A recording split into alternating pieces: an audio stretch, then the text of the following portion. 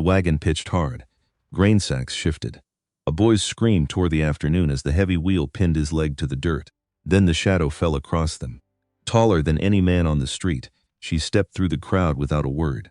Broad hands locked onto the wooden edge, boots planted wide. Shoulders set like iron, the weight pushed back. Wood screamed against her grip. The entire street froze mid-breath. Someone whispered about the woman who had returned, about the ranch that might not last another night, about a judge who smiled too easily when papers were signed, and a railroad that never left empty-handed. She inhaled once, drove her body under the frame and began to lift. The wagon wheels found every rut in the road. Odessa Thorne felt each one in her spine, because that was what happened when a woman stood 6.5 feet tall and folded herself into a farm wagon built for ordinary people. Her knees pressed against the front board. Her shoulders brushed both sides, and still she sat straight. Still she kept her chin level, because slouching only made the staring worse, and she had learned that the hard way, in tents, in train cars, in front of crowds who paid a nickel to gasp. The dust of the Stone Creek Road rose gold in the late afternoon light. Odessa watched it settle back down behind the wheels, slow, patient, like it had nowhere else to be. Unlike her, she had somewhere to be. She had a courtroom waiting for her tomorrow morning, and a mother who hadn't slept in a week, and a ranch that might not belong to her family by sundown. She closed her eyes for 1 second, just one, and there it was again, the tent. The canvas walls soaked orange by lantern light. The Barker's voice, oiled and practiced, rolling out over the crowd. "Step right up, ladies and gentlemen. Witness a marvel of God's strange design." The giant woman of the Western Territories. Taller than any man in this tent. Stronger than any mule in this county. Come see her, come gawk. Come pay your nickel and feel better about your own small life. She had stood on platform for 3 years. 3 years of strangers pointing. Of grown men daring each other to touch her hand just to see if it was real. Of women whispering behind fans, "Is it a sickness, do you suppose? Or is she simply cursed?" 3 years of a painted sign outside the tent with her face on it, mouth open, eyes wide, made to look more monster than woman. She had done it for the money. Every dollar sent home to Stone Creek. Every dollar meant to keep her mother's roof from caving in after her father died, and the debts came calling like wolves smelling blood. There had been a night in Cheyenne. She still remembered it, sharp as a splinter under skin. A drunk man had climbed halfway up onto the platform, reaching for her wrist, wanting to measure his hand against hers for the crowd's amusement. She'd pulled back, quiet, no scene. Because scenes cost money, and the owner docked her pay for scenes. The man had laughed, called her something ugly, something that wasn't a word so much as a sound meant to make a room full of strangers laugh along with him, and they had, except one voice hadn't. A small woman near the back of the tent, no bigger than a girl of 12, though her face carried 40 hard years on it, the bearded lady who shared the wagon 2 down from Odessa's own. She'd stood up in the middle of that laughing crowd and said, loud enough to carry, that any man who needed to shrink a woman to feel tall wasn't worth the breath it took to laugh at him. The tent had gone quiet. Then slowly, uncomfortably, people had laughed at the drunk man instead. Odessa had cried that night, alone in her wagon, not from the insult, but from the kindness that came after it. Because kindness, she'd learned somewhere along those 3 years, could undo a person faster than cruelty ever managed to. She hadn't forgotten it. She carried it now the way she carried the compass. Small, steady. Proof that dignity could survive even inside a tent built to sell the opposite of it. She hadn't wanted to go in the first place. That was the part nobody in Stone Creek ever seemed to remember.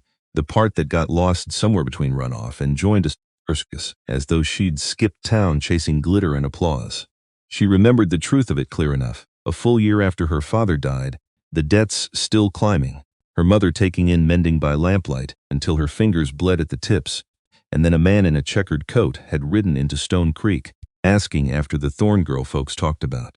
He'd looked at her the way men in checkered coats looked at things they meant to sell, sized her up, walked a slow circle around her like she was livestock at auction, told her mother, not her, that a woman built like that could earn more standing still on a platform for 1 season than most ranch hands earned working a full year in the sun. Della had refused outright. Odessa remembered the argument that followed, late into the night, her mother's voice cracking on the words, "I won't have my daughter paraded like an animal," and her own voice, steadier than she'd felt, answering, "Mama, an animal doesn't know it's saving anything." "I do." She had left 3 days later. because pride was a fine thing to hold on to when it didn't cost you your family's home. Odessa had decided, somewhere on that first long train ride east, with nothing but a carpetbag and her grandfather's compass, that she would rather be looked at than watch her mother lose everything her father had bled to build. It hadn't made the looking hurt any less. It had only made it bearable. And now the money hadn't been enough. Because a letter had reached her 3 weeks ago in a mining town in Colorado, the ink smudged from her mother's shaking hand, and it said the words Odessa had been dreading since the day she left. They mean to take the ranch, Odessa. There's a hearing. I don't know what to do. She had sold her contract for half of what it was worth just to leave early. The circus owner had laughed at her, told her nobody wanted a giant with a guilty conscience, told her the tent would find another oddity by Tuesday. Let him find one. Odessa opened her eyes. The wagon crested the last hill before Stone Creek came into view, and there it was, smaller than she remembered, dustier. The church steeple still crooked from the storm 3 winters back, the general store with its faded red paint, and beyond it, just visible past the rooftops, the long low shape of her family's barn, still standing for now. She reached into her coat pocket, the fabric strained tight across her broad shoulders, because nothing had ever been tailored for a body like hers, and her fingers closed around the compass. Brass. Cold. Worn smooth on one side where a thumb had rubbed it for 40 years before it was ever hers. Her grandfather's compass. Colonel Barnabas Thorne had carried it through a war that took half the men he rode with and gave back only stories. He had died 6 years before Odessa was even born, but his stories hadn't. Her father had told them at the supper table, like scripture. And once, when Odessa was small enough to still fit against her father's side, he had pressed the compass into her palm and said, "This doesn't just point north, Desi. It points toward what's right. You just have to be brave enough to follow it." She had been 11 years old and already taller than her father. He hadn't flinched, hadn't looked at her sideways the way the neighbors did. He had only smiled and told her the Lord didn't make mistakes, only difficult blessings, and hers was simply harder to carry than most. She remembered the fever that took him with a clarity she wished. Some nights she didn't have. 3 days, that was all it took. Amos Thorne had gone out in a spring rain to mend a fence line, come home soaked through and shivering, and by the 3rd morning his breathing had turned to something wet and terrible that Doc Reeves couldn't fix, no matter how many poultices he pressed to her father's chest. Odessa had been in the room when he stopped breathing. She remembered how strange it had felt, kneeling beside a bed built too short for her own frame, holding a hand that had once swung her up onto a swolzer like she weighed nothing at all, watching that same hand go slack and cool between her fingers. She remembered thinking, absurdly, in that terrible quiet moment, that she should have been the one to carry him instead, that she was strong enough, that her body, the one the whole town gawked at and whispered about, was finally strong enough to be useful for something, and it hadn't mattered one bit, because strength couldn't out-argue a fever, and no amount of broad shoulders could hold a man's breath inside his own chest when his body had already decided to let it go. She had wept until there was nothing left to weep with. Then she had stood up, wiped her face, and gone to help her mother wash the body for burial, because someone needed to, and there was no one else left in that house, strong enough to lift him properly onto the board. Amos Thorne had died 4 years ago, and ever since Odessa had been trying to carry the blessing alone. The wagon rolled up the drive as the sun dropped low and orange behind the ridge, and Odessa saw her mother before her mother saw her. Della Thorne stood on the porch, wringing a dish towel in both hands, the way she'd always done when she was worried and needed something to do with her fingers. She was smaller than Odessa remembered. Or maybe Odessa had simply grown used to being surrounded by people twice her mother's size, in tents, in train stations, in the wide unfamiliar world. Della looked up, and her whole body seemed to unclench at once. Odessa. Just her name. Barely above a whisper, but it carried across the yard like a shot. Odessa climbed down from the wagon in one motion, no small feat for a woman her size. And by the time her boots hit the dirt, her mother was already moving toward her, dish towel forgotten on the porch rail, arms outstretched, even though they'd never quite reach all the way around her daughter's shoulders. They never had, not since Odessa turned 14. But Della tried anyway, pressed her cheek against her daughter's collarbone, because that was as high as she could reach, and held on like she was afraid the wind might take her. "You came," Della said into her coat. "Of course I came. I didn't know if the letter I got it. I didn't know if you'd mama." Odessa pulled back just enough to look down into her mother's face. lined now. More than it had been 3 years ago. Grief did that to a person. Grief and worry working together like two men digging the same grave. I got it. I came. I'm here. Della's eyes filled and she looked away fast, out toward the barn, out toward the fields gone gold and heavy in the evening light. It's not much of a homecoming. It's home. For now. There it was. Odessa felt the words land somewhere under her ribs. For now. Because that was the whole trouble, wasn't it? Everything about this place was for now. The house Amos Thorne had built plank by plank with his own 2 hands.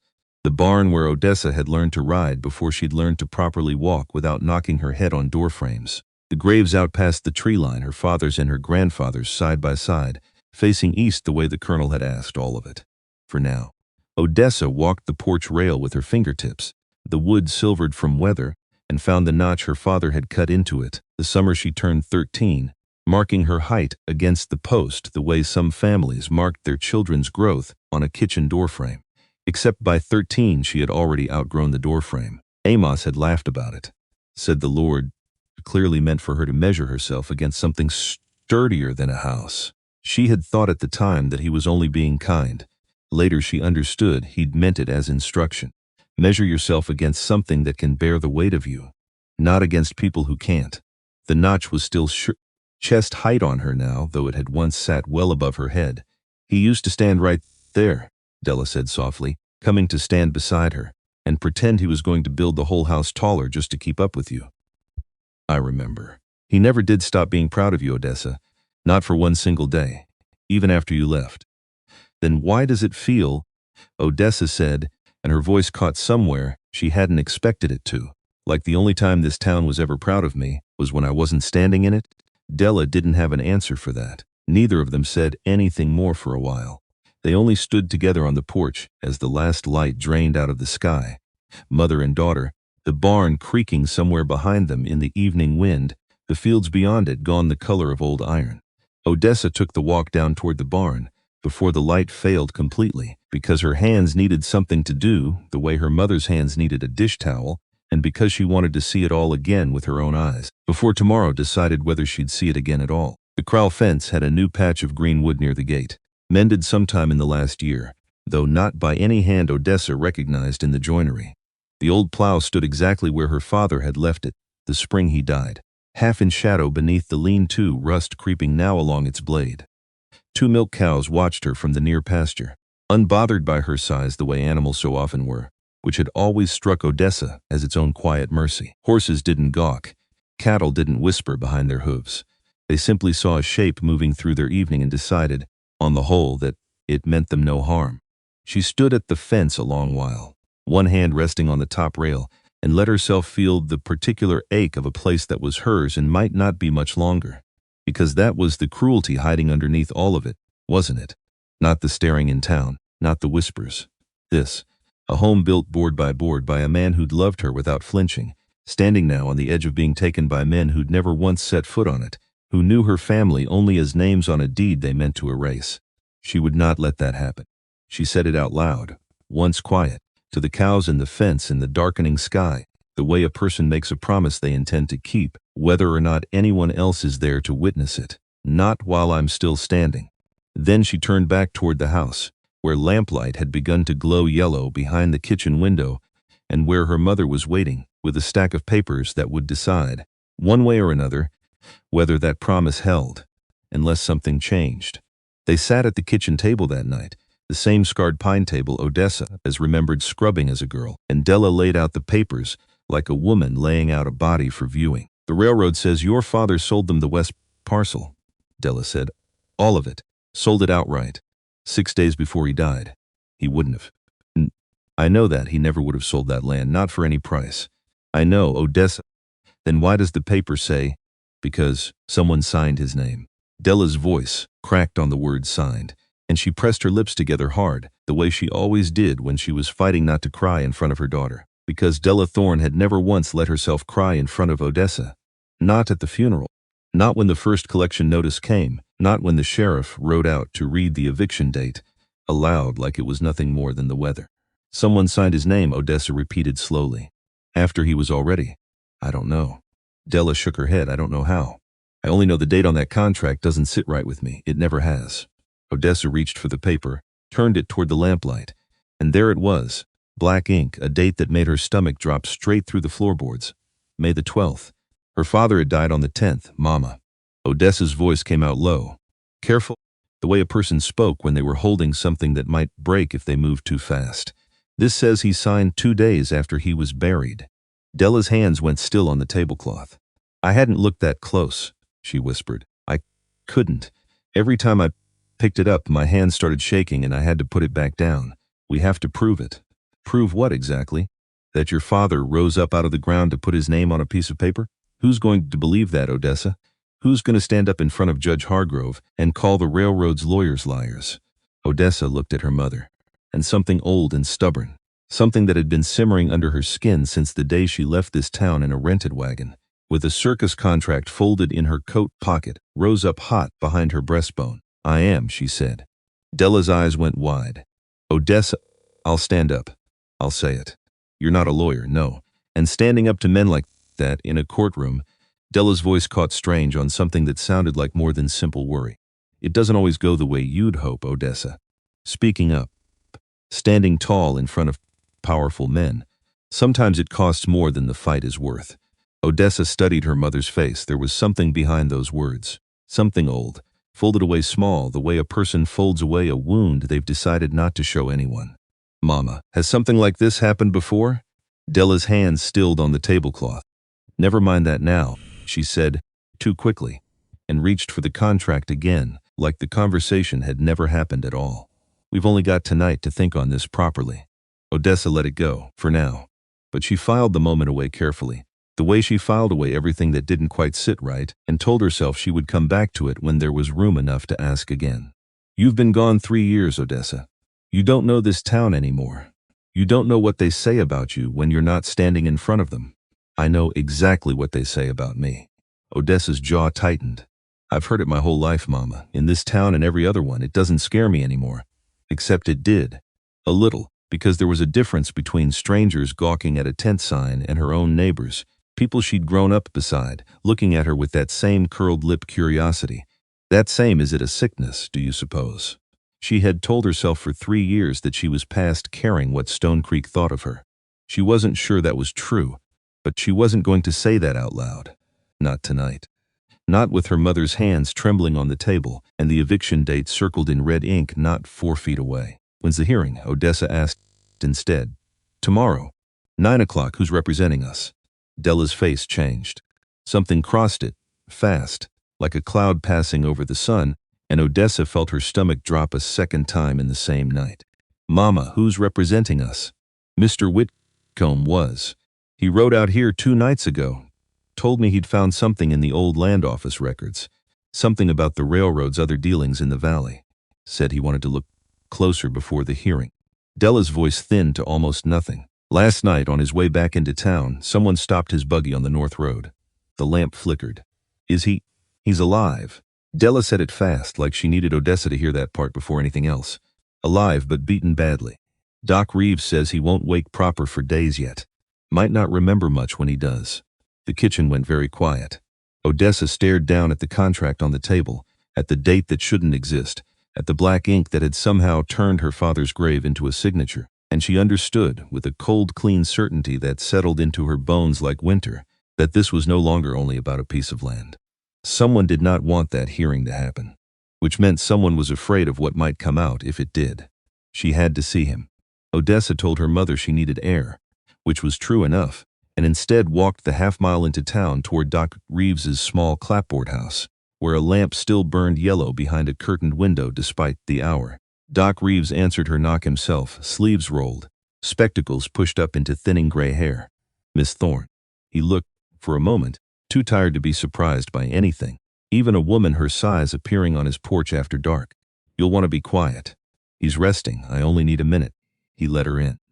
Whitcomb lay in a narrow bed in the front room, one eye swollen shut, his jaw wrapped in linen, breath coming shallow and even. He looked smaller than Odessa remembered him from the one meeting they'd shared 3 years back, before she'd left for the circus, back when he'd still had both his front teeth and an easy laugh. She sat carefully in the chair beside the bed. Mr. Whitcomb. His good eye fluttered. Mr. Whitcomb, can you hear me? A long moment passed. Then his lips moved, cracked and dry, and Doc Reeves leaned in close to catch the words before they faded. Land office, Whitcomb whispered. Before I was ever a lawyer. What about the land office? He wasn't always. A cough. Doc Reeves pressed a cup of water to his lips and Whitcomb swallowed, wincing. Hargrove wasn't always a judge. Odessa went very still. What was he, Mr. Whitcomb? But his eye had already closed again, his breathing slowing back into the shallow rhythm of a man too broken to hold a single thought for long. Doc Reeves straightened, shaking his head. He's said that same half-sentence 3 times since they brought him in, the doctor said quietly. Never gets further than that. Do you know what he means? I don't.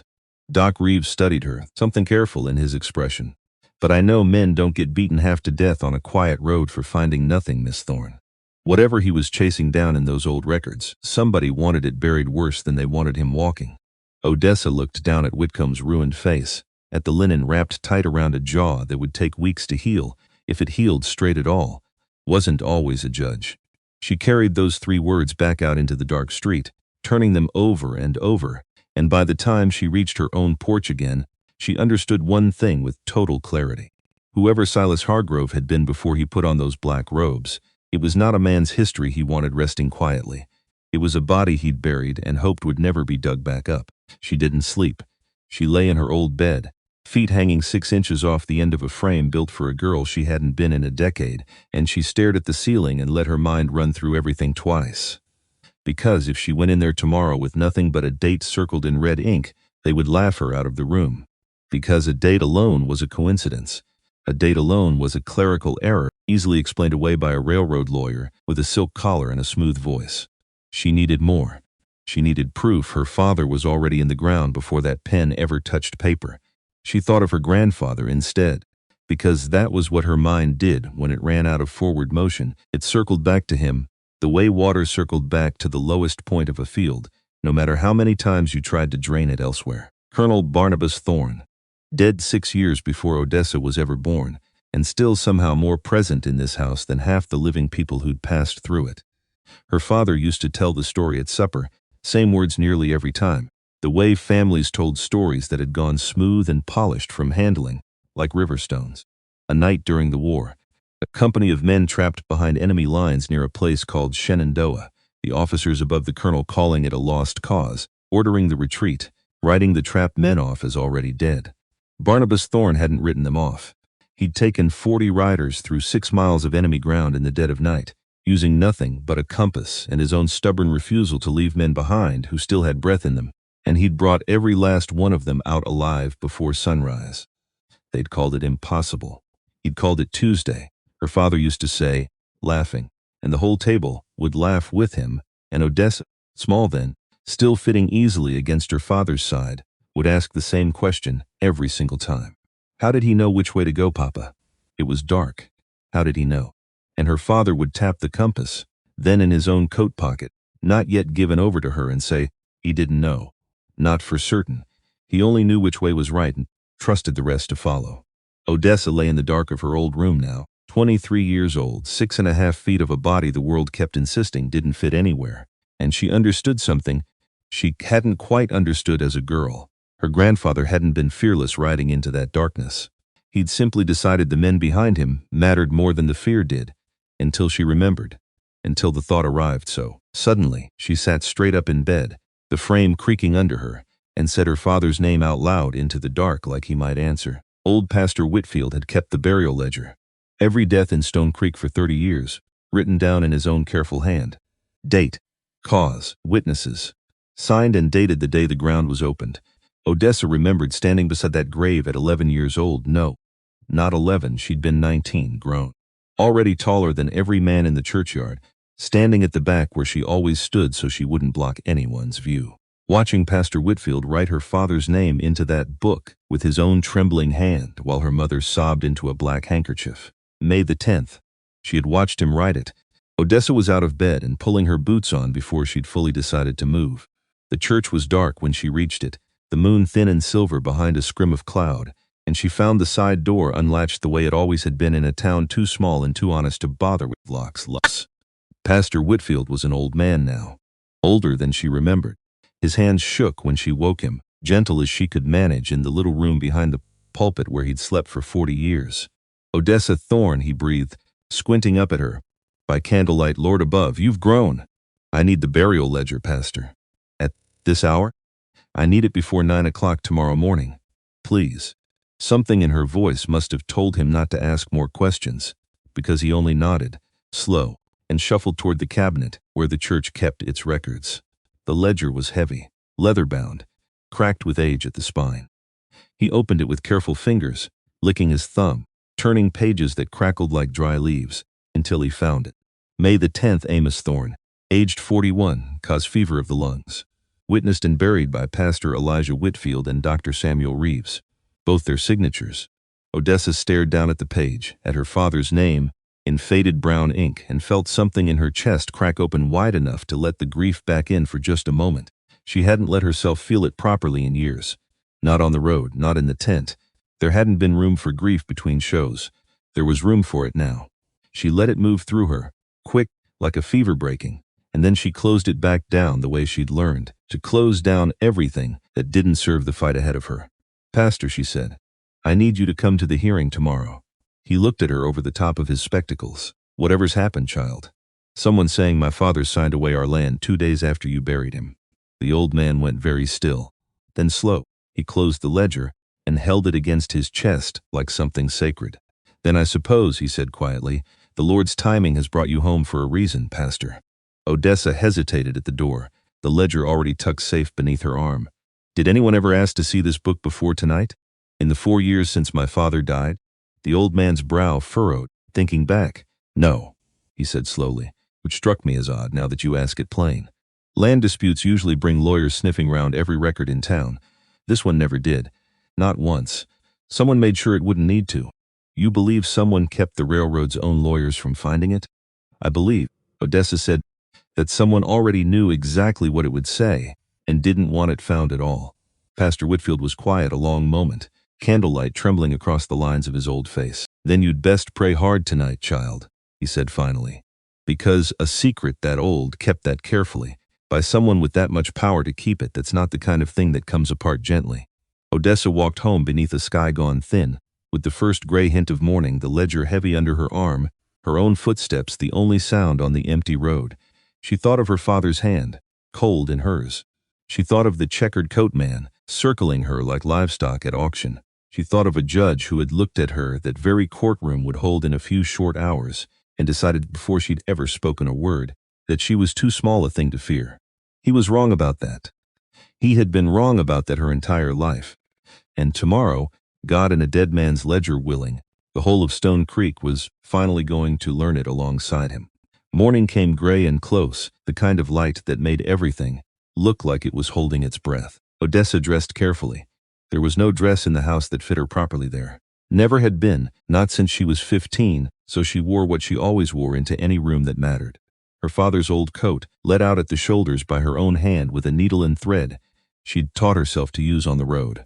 Dark trousers, boots polished the night before by lamplight, while her mother sat across the table not sleeping either. Della fixed the collar of the coat with fingers that wouldn't quite stop trembling. "You don't have to do this," she said one more time. "Yes," Odessa said. "I do." They rode the wagon into town together, and the closer they got, the more Odessa felt the old familiar tightening behind her sternum. Because she knew what waited for her, past the church, past the general store, at the end of the main road where the courthouse stood white and square against the gray morning sky. She knew because it had never once been different. People would stare. And this morning they would have more reason to than usual, because this morning she wasn't just the Thorne girl grown strange and tall.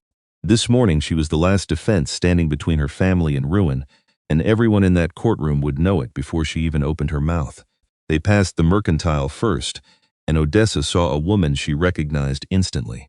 Nora Bellwether. They'd sat 2 pews apart every Sunday of Odessa's childhood, traded hair ribbons once, spent whole summer afternoons shelling peas together on the Bellwether porch. Nora looked up, their eyes met, and Nora turned, quick, and busied herself with a display of canned goods like the wagon rolling past, held nothing worth seeing at all. It shouldn't have hurt. It did anyway, because it always did, no matter how many towns Odessa had passed through since, no matter how many times she told herself she'd stopped needing people like Nora Bellwether to look at her without flinching. She kept her chin level, kept her eyes forward, because that too was a thing she'd learned in the tents. You didn't let them see it land. The wagon rolled past the livery stable, and a man stepped out to water his horses, sleeves rolled to the elbow, dust on his forearms from a morning's work already done. He looked up as the wagon passed, and he did not stare. Odessa noticed it the way she noticed everything now, automatically, a small tally kept without meaning to. Most people's eyes went straight to her shoulders, her height, the space she took up in a world built for smaller frames. This man's eyes went to her face, stayed there, and then, quiet, he lifted 2 fingers to the brim of his hat in something like a nod, and went back to his work, like nothing unusual had happened at all. She didn't know him, didn't know his name. Della slowed the wagon anyway, because the front wheel had begun a slow, worrying creak somewhere around the mercantile, and the man set down his water bucket and crossed the square before either of them had to ask. Morning. He crouched by the wheel without waiting for permission, testing the axle with a practiced hand. Been rattling like that a while? Since Colorado, Odessa said. He glanced up at that, something like a smile pulling at corner of his mouth. Long way to rattle. Long way to come. I imagine so. He straightened, wiping his palm on his trousers. Axle's dry, not broken. I can grease it proper if you've got a minute to spare. We're due at the courthouse, then I'll be quick, he was. Odessa watched him work, economical, unhurried, the kind of competence that didn't need an audience to prove itself. When he finished, he stood, and this time he looked up at her directly, the way he had from across the square, no climb in his gaze, no lingering. Name's Thaddeus Pratt, he said. Blacksmith's man down at the forge behind the livery. Good luck in there today, Miss Thorne. This town could stand to lose that judge, he said it plain. No flattery in it, no pity either. Odessa found she didn't quite know how to answer a kindness that asked for nothing back, so she only nodded and said, "Thank you, Mr. Pratt," and let her mother click the reins forward again. But she found herself sitting a little straighter for the rest of the ride, and she wasn't entirely sure why. The courthouse steps were already crowded by the time they arrived, though the hearing wasn't set to begin for another 20 minutes. Word traveled fast in a town this size, and word about the Thorne girl coming home to fight the railroad had apparently traveled faster than most. Odessa felt the shift in the crowd the moment she stepped down from the wagon. The murmur, the turning heads, the way conversations paused mid-sentence and started up again in a different, lower register. The register people used when they thought the subject of their talk couldn't hear them. She could hear them. She had always been able to hear them. Being tall did that. Voices carried differently when a person's ears sat 1.5 feet above everyone else's. Lord, look at the size of her. Bigger than I remembered. I heard she was in one of those traveling shows. Paid to stand up on a platform like a... Odessa kept walking, because that was the only way through it. She had learned that in the tents, learned it standing on a wooden platform, while strangers paid a nickel to feel bigger by comparison. You did not stop. You did not flinch. You walked through the noise like it was weather, because if you let it land, if you let even one word find purchase, it would open a door that 100 more words would come pouring through behind it. She held her mother's arm, lightly, more to steady Della than herself, and together they climbed the courthouse steps. The doors were already open, and inside, waiting at the long table beneath the high windows, sat Elias Merrow, the railroad's lawyer, silk collar pressed white as a fresh snowfall, a faint smile already curling at the corner of his mouth, like he'd already decided how this morning would end. He looked up as Odessa entered. The smile widened, and Odessa understood in that single unguarded second, before he schooled his expression back into something more professionally neutral, that he had expected someone smaller, someone easier. Well, he was about to learn otherwise. The courtroom filled fast. Every bench groaned under the weight of Stone Creek's curiosity. Ranchers who'd known her father. Shopkeepers who remembered her as a girl too big for the church pews. Cattlemen who'd never met her at all but had certainly heard the stories, whispered over saloon counters, about the giant Thorne woman who'd run off to join a circus and left her mother to fend for the ranch alone. Odessa took her seat at the defense table, alone, because there was no lawyer beside her. No Whitcomb sleeping fitful and half remembering in a bed at Doc Reeves's house. Just Odessa, and the burial ledger resting heavy and closed on the table in front of her, and her mother sitting in the front row, with her hands so tight the knuckles had gone white. A cattleman near the back leaned toward his neighbor, not troubling to lower his voice much. Bet she could plow a whole field herself, that one. Wouldn't need an ox. A ripple of laughter answered him. Odessa didn't turn, didn't so much as shift in her seat, because turning meant admitting the words had landed somewhere, and she had decided years ago, standing on a wooden platform in a dozen different towns, that certain words only earned the weight a person chose to hand them. She set the ledger square in front of her instead, aligned its edges with the edge of the table, and waited. The bailiff called the room to order, and Judge Silas Hargrove entered from his chambers. He was not a large man.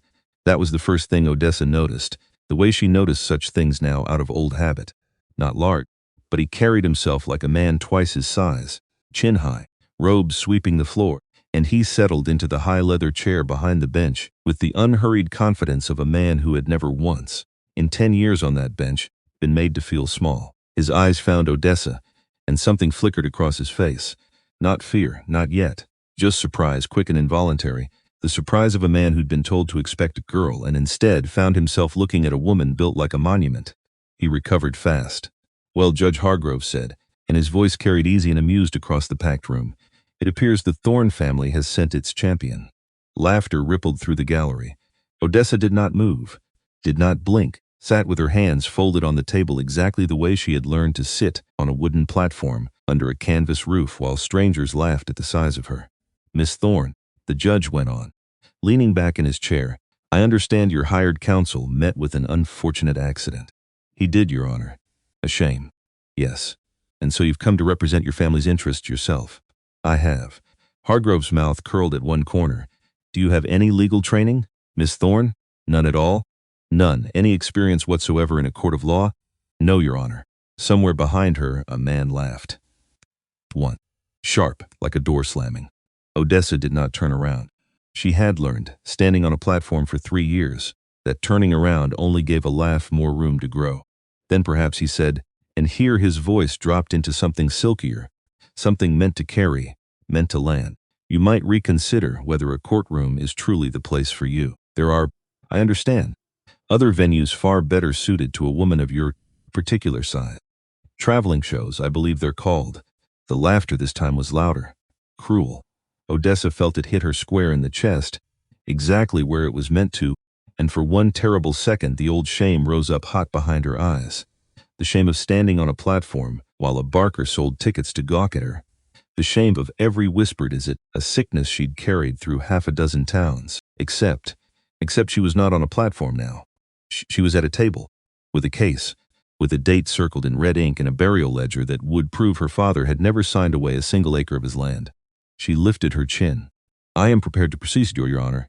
The laughter stopped, not all at once. It trailed off slow like a fire losing air, as the room registered that the woman at the defense table had not flinched, had not folded, had looked the most powerful man in the county dead in the eye, and said the words no one expected her to say. Judge Hargrove's smile thinned. "Very well," he said, and something new entered his voice now, something colder, something that told Odessa the game had just changed shape beneath them both. "Then let us make this interesting, Miss Thorne. If you should somehow win this case, and I confess I find the prospect difficult to imagine, I will resign my post as judge of this county, effective immediately."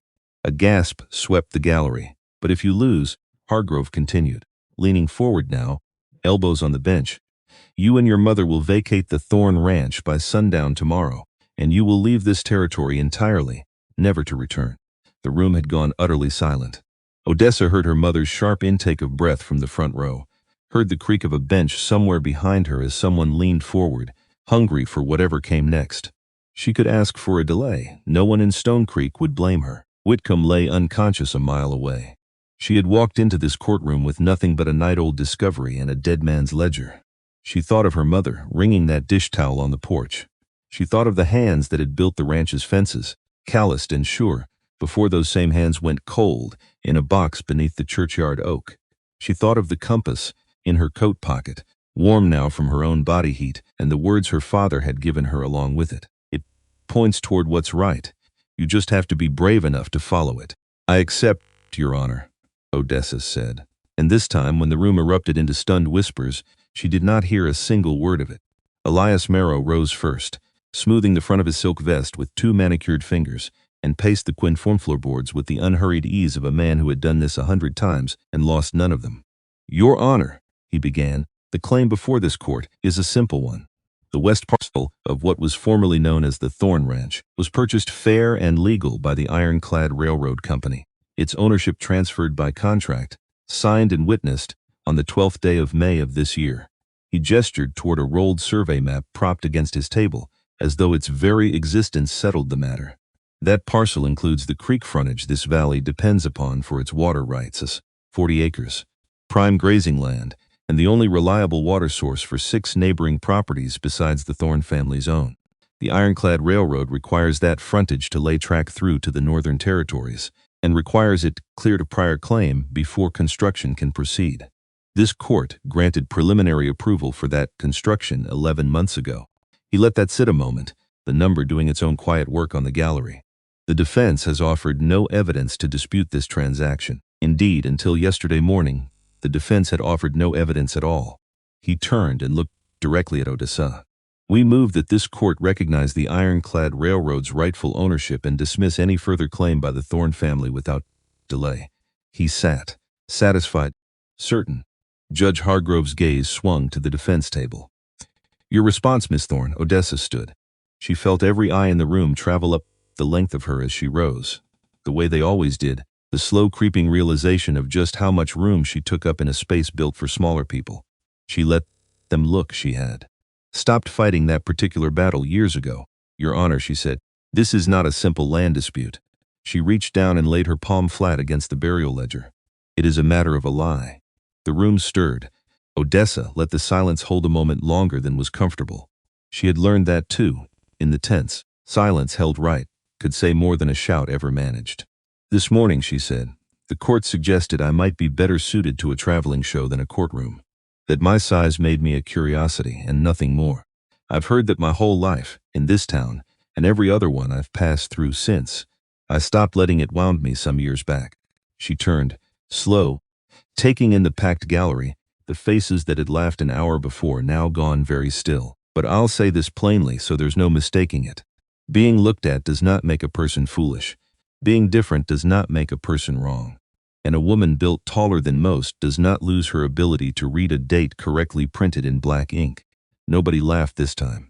My father, Amos Thorne, died on the 10th day of May of the year than she felt. She mentioned. The contract Mr. Marrow speaks of is dated the 12th. Marrow was on his feet instantly. Objection, Your Honor. The defense offers dates with no evidence behind them, hoping to earn this court's sympathy through grief alone. I have evidence, Your Honor. Odessa lifted the ledger. This is the burial record of Pastor Elijah Whitfield, kept faithfully for 30 years in the records of Stone Creek Church. It shows my father's death and burial, witnessed and signed by the pastor himself and by Dr. Samuel Reeves on the 10th of May. 2 days before the railroad claims, he put his signature to a contract selling the very land he was already buried beneath.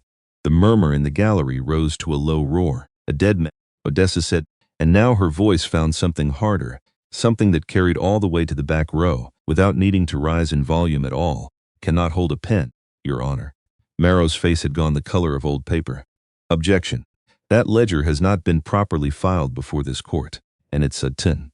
It was not filed, Odessa said, cutting across him with a calm that silenced the room faster than any shout could have, because it was never shown to my family. We only learned of its existence last night. Convenient, Marrow snapped. Necessary, Odessa answered. From the third row, Pastor Whitfield rose to his feet, slow, both hands braced on the pew in front of him. Your Honor, if it please the court. His voice, thin with age, still carried in the sudden hush. I kept that ledger myself. Every entry in my own hand these 30 years past. I'll swear before God and this court that the page in question was written the same day we laid Amos Thorne in the ground, and not one day different. The room held its breath. Marrow opened his mouth, closed it again.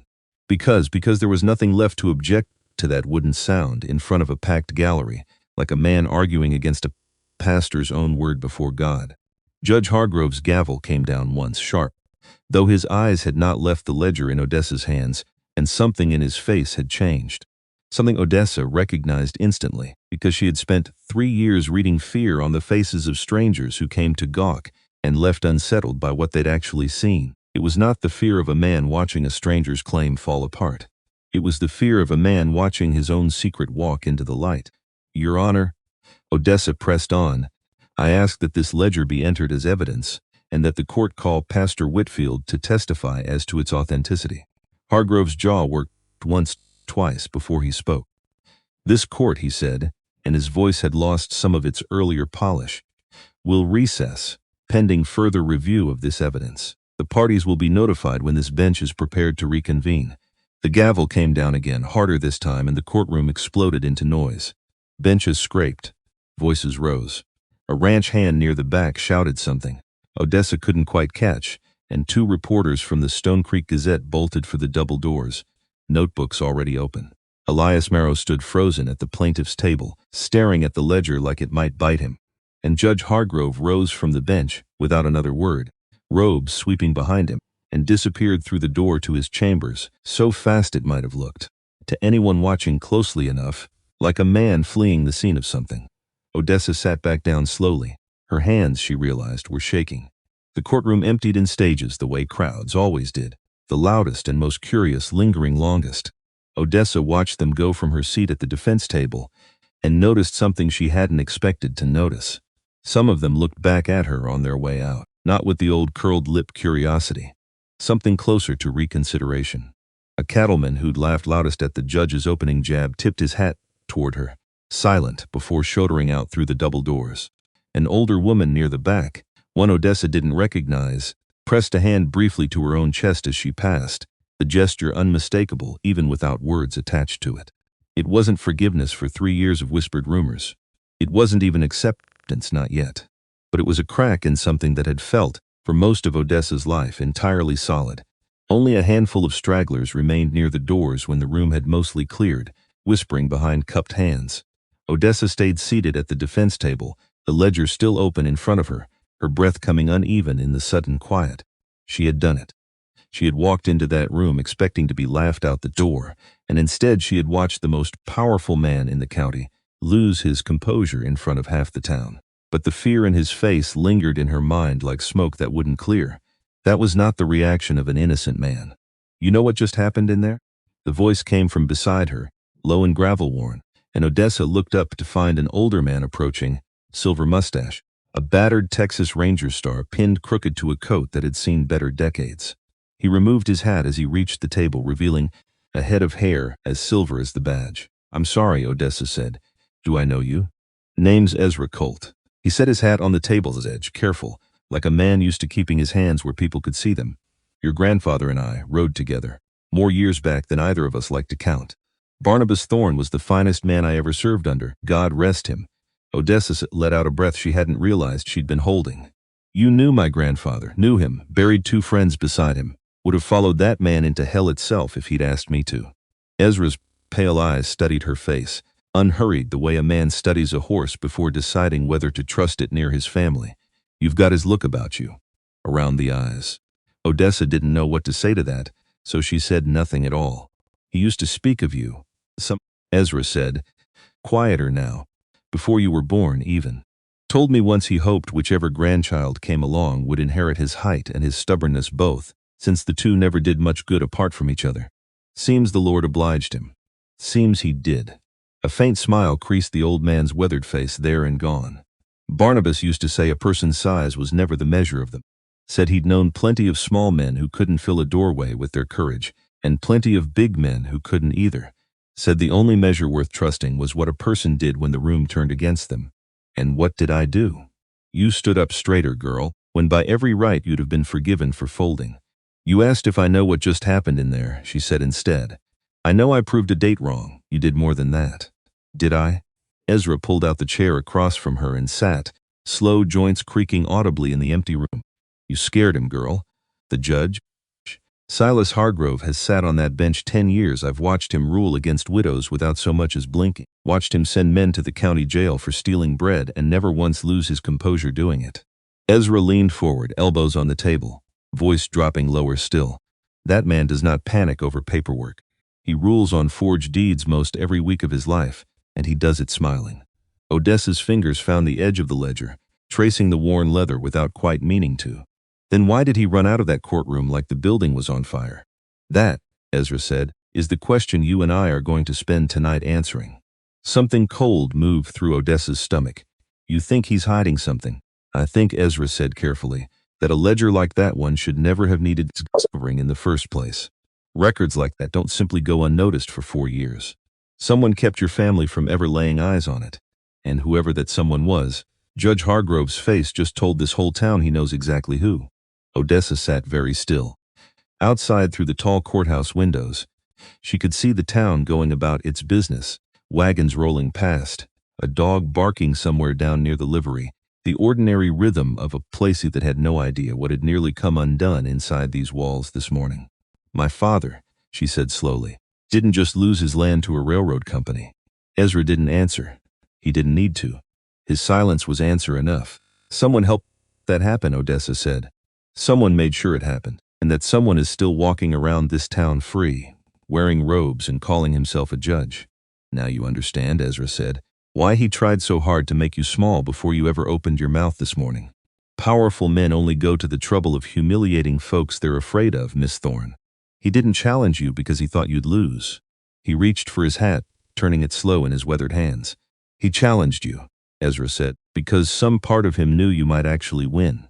Odessa sat with that a moment, turning it over. Mr. Whitcomb said something before he lost consciousness again, she said finally. Wasn't always a judge. That's all he managed. Do you know what he meant? Something shifted behind Ezra's pale eyes. I might, he said carefully. Might. There's a name I haven't spoken aloud in some years, Miss Thorne. A man who used to run legal business for one of the railroad companies pushing through this territory, back before Hargrove ever wore a robe. If I'm right about who that man became, then say it. Not yet. Ezra held up a hand, gentle not unkind, because if I'm wrong, I've handed you a lie to build a case on, and that's worse than handing you nothing at all. Give me tonight. Let me look through some papers I kept from my ranging days. Tomorrow, if I'm right, I'll tell you the whole of it, and if you're wrong, then we start again from what we already know, which is more than most folks in this town ever get handed on a silver plate, girl. A ledger, a frightened judge, and a dead man's daughter who won't be talked into shrinking. He rose, joints creaking, and settled his hat back on his head. That's not nothing, Miss Thorne. That's a beginning. Odessa walked out of the courthouse that afternoon into a town that looked exactly the same as it had that morning and felt entirely different beneath her boots. Della was waiting by the wagon, and the moment she saw her daughter's face, some of the fear in her own expression eased, just slightly, like a held breath finally let go. They're saying you humiliated the judge, Della said, wonder threading through the words. They're saying half the town's never seen him rattled like that in 10 years on the bench. I didn't humiliate anyone, Mama. I just told the truth. Sometimes, Della said quietly, climbing up onto the wagon seat beside her, that's the same thing to a man who spent years hiding from it. Across the square, 2 men Odessa didn't recognize stood near the hitching post outside the telegraph office. Dark coats too fine for ranch work, too plain for town business. They weren't talking to each other. They weren't talking to anyone. They were simply watching the courthouse steps, the way a man watches a door he expects someone particular to come through. One of them noticed Odessa noticing. He didn't look away.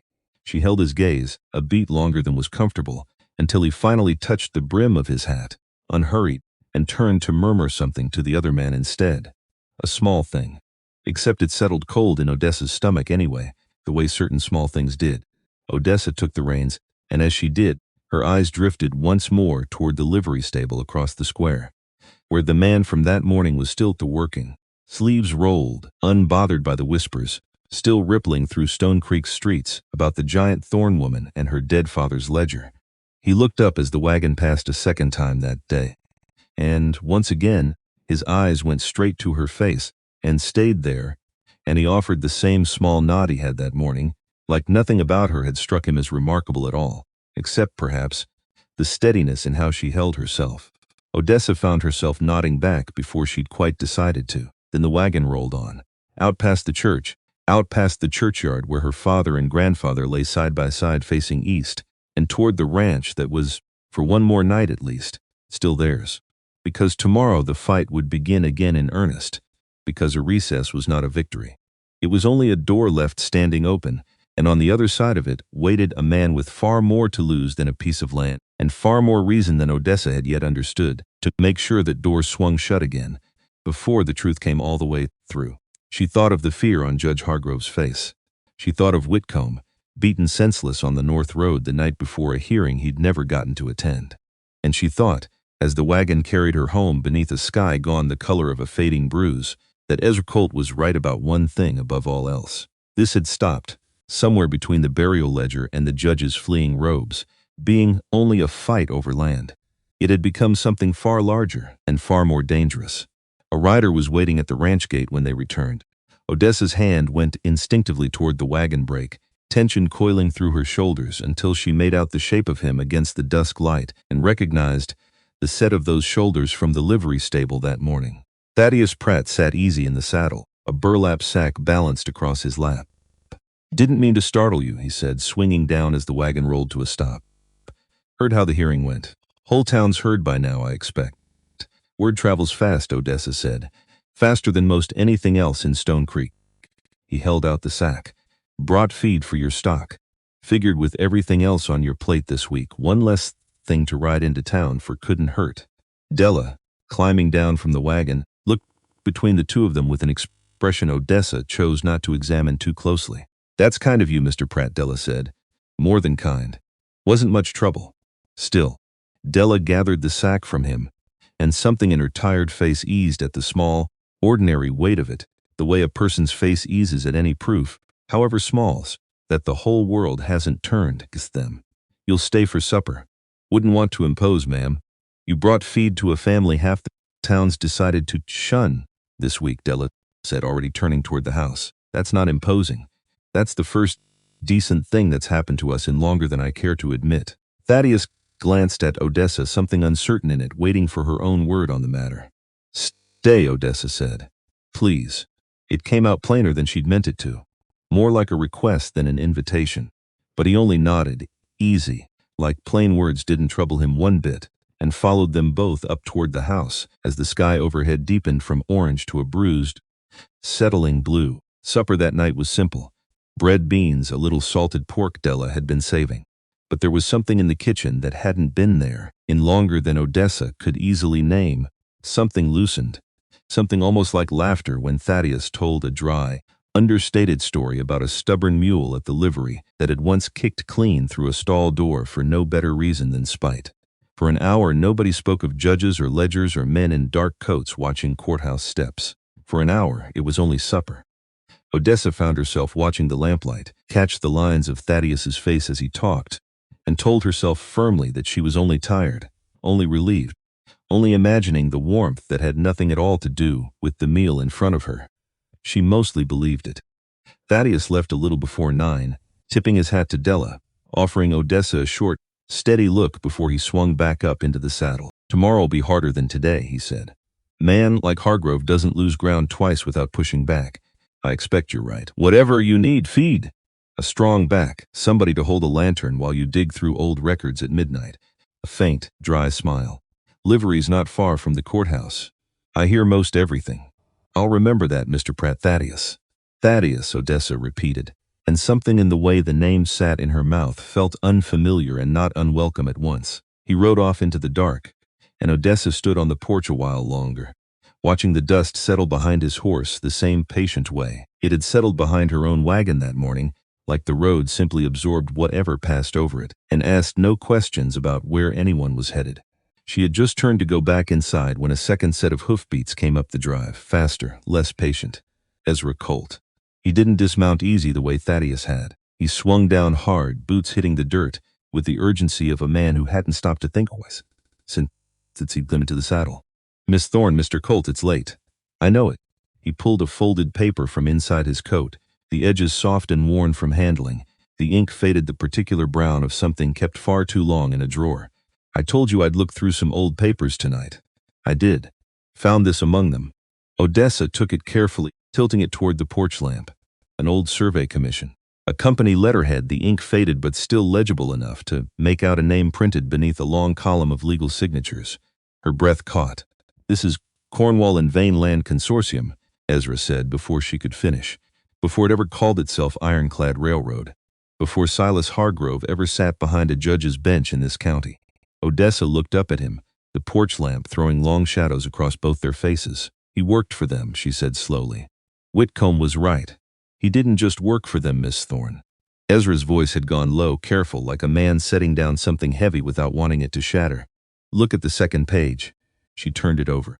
And there, beneath a column of legal signatures authorizing a chain of land acquisitions across the valley, dated some 6 years back, was a name written in a careful, deliberate hand she now recognized instantly. From the black robes and the high leather chair, Silas Hargrove, Chief Legal Counsel. 6 years ago, Odessa whispered, before he was ever a judge at all, before Ezra agreed.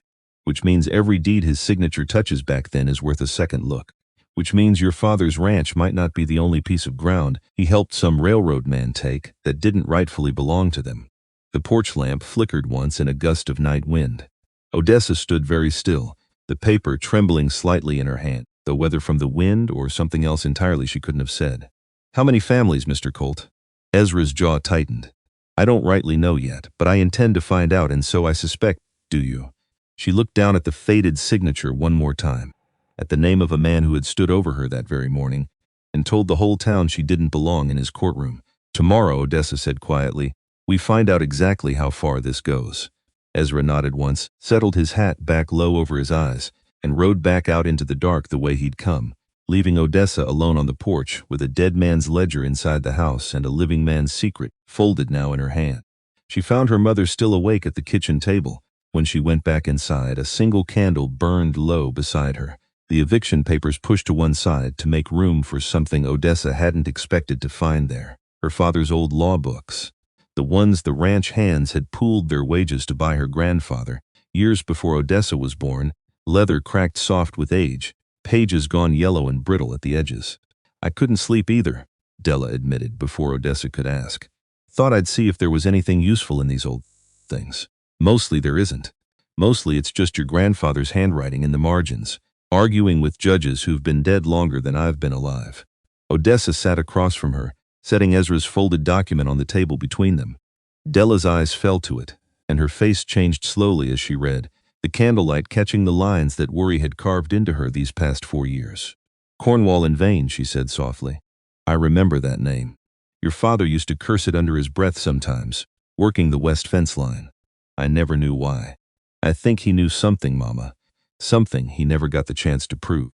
Della reached across the table and closed her hand over her daughter's, small against Odessa's own, the way it had always been, the way it likely always would be no matter how tall Odessa stood. Your father used to say the Lord gave you that size, for a reason he hadn't worked out yet, Della said. I think tonight, I finally understand what he meant. What's that? Some fights need someone who won't be talked out of standing in the doorway. Odessa looked down at their joined hands, her mother's fingers rough with years of work, her own dwarfing them entirely, and felt something steady settle into her chest for the first time since she'd read that trembling letter in a mining camp 3 weeks before. Get some sleep, Mama, she said. Tomorrow we start pulling this whole thing apart. Della squeezed her hand once, then rose, candle in hand, and paused at the kitchen doorway to look back at her daughter one more time. I am proud of you, she said. I don't believe I've said that plainly enough since you came home. You don't have to say it, Mama. I know. I'm saying anyway. She disappeared up the stairs, and Odessa sat alone a while, longer at the scarred pine table, the candle guttering low, her grandfather's compass warm in one hand and a dead judge's old signature spread open in the other. But Odessa Thorne had spent 3 years standing tall on a platform while the whole world stared and whispered and waited for her to shrink. She was not going to start shrinking now. Not for a judge, not for a railroad, not for anyone who thought her size or her circumstance made her small enough to push aside. She reached into her coat pocket, closed her fingers around her grandfather's compass, and felt, for the first time in 3 long years, something that might have been the beginning of coming home. The county land office smelled like dust and old ink and something else underneath it. Something like guilt, if guilt had a smell. Odessa decided it probably did, because for 3 straight days, she and Ezra Colt sat hunched over ledgers so old the pages crackled like dry leaves under their fingers. Deed after deed. Names she recognized. Families she'd grown up 2 fence lines away from, and every single one of them told the same terrible story here.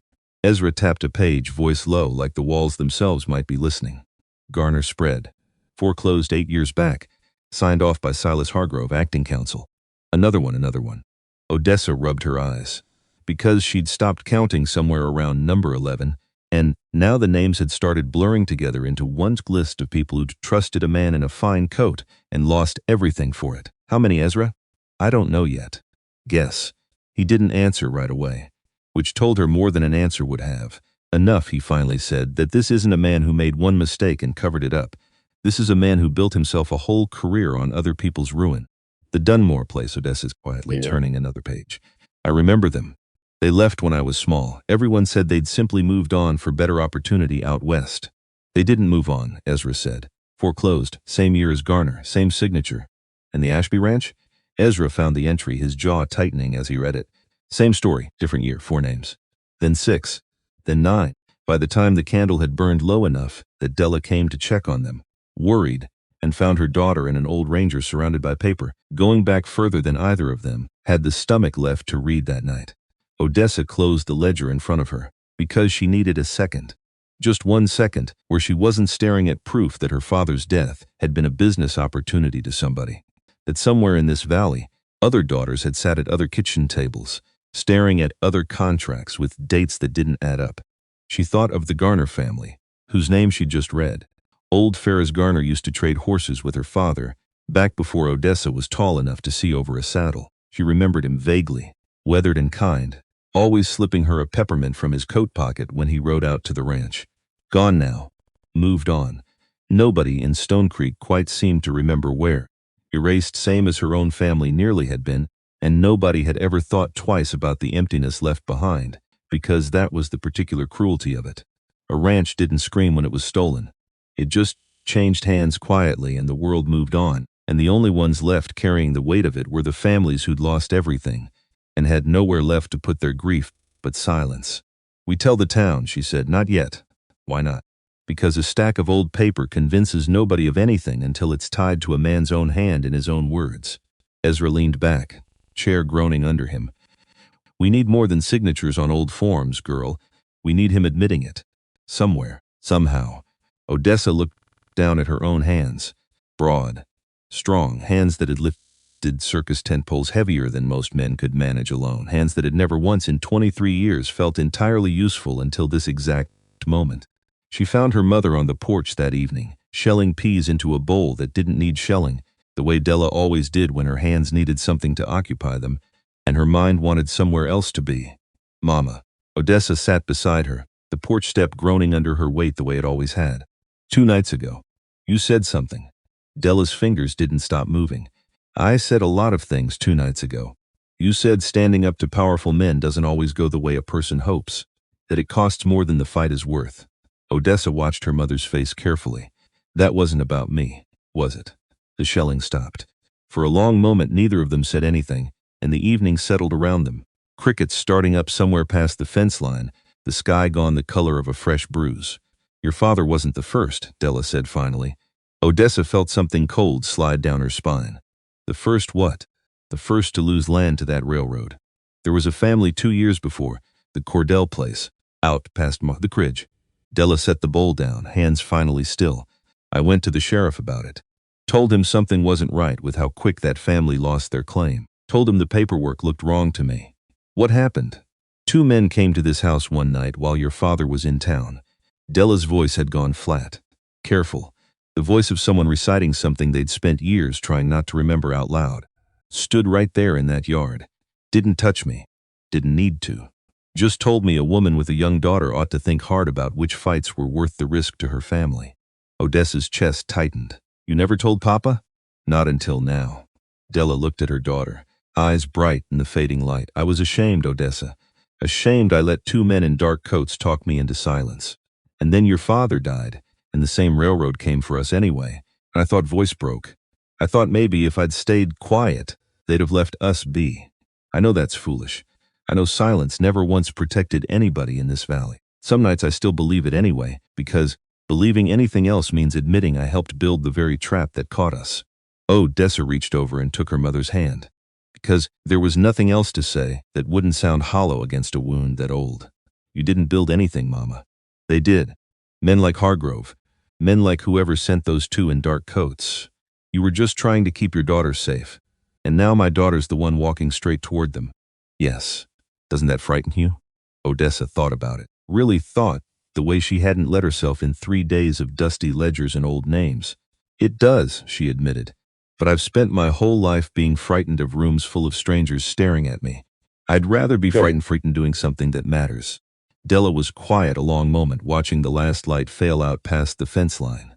"Your father used to say something," she said finally, "when the fear got bad for him.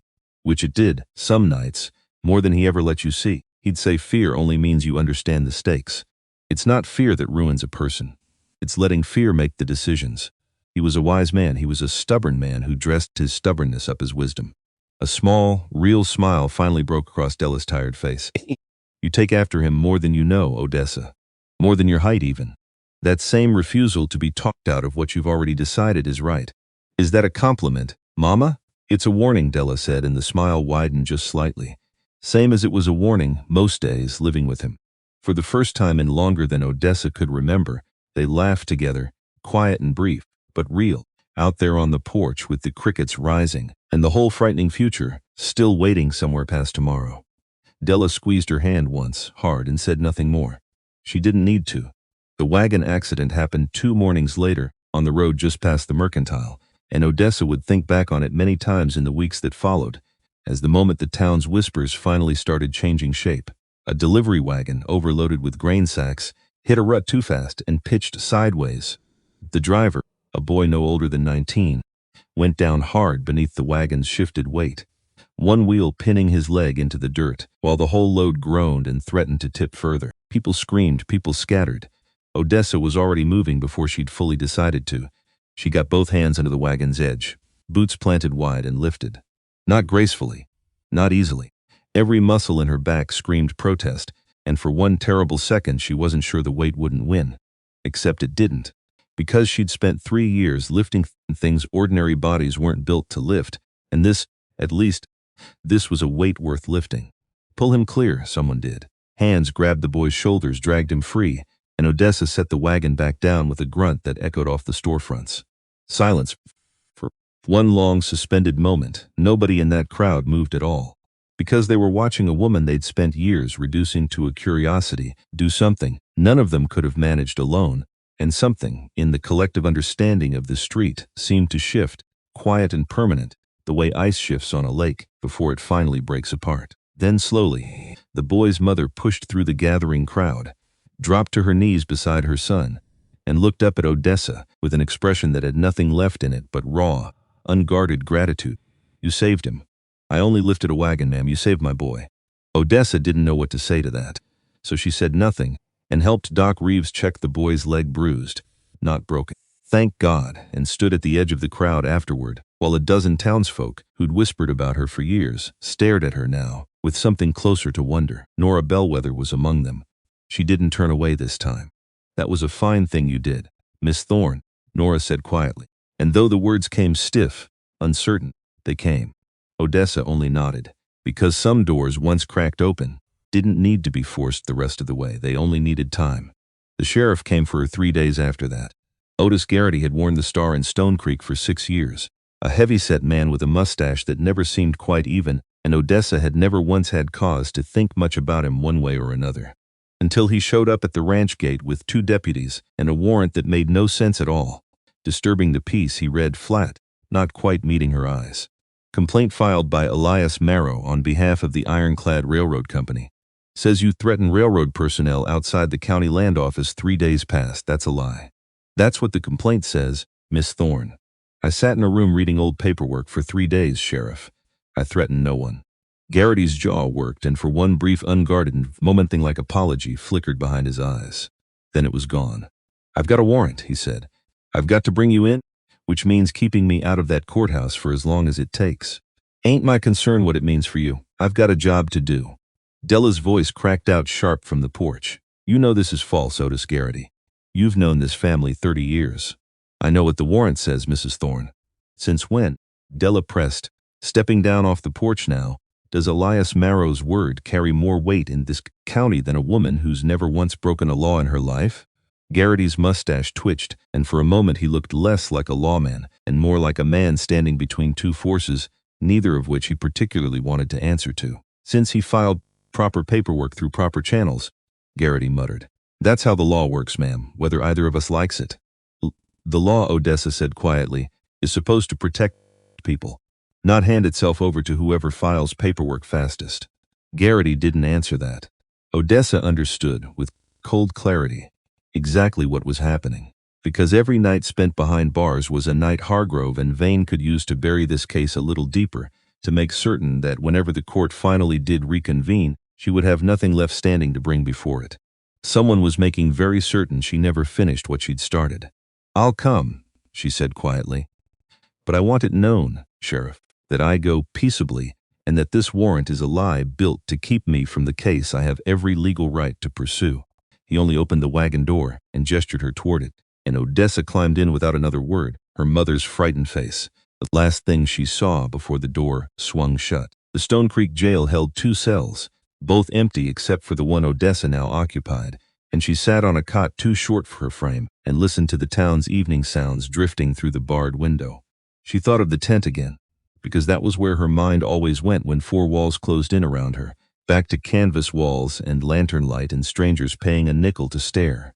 Except this felt different somehow, crueler in a smaller way, because a paying crowd at least was honest about what it wanted.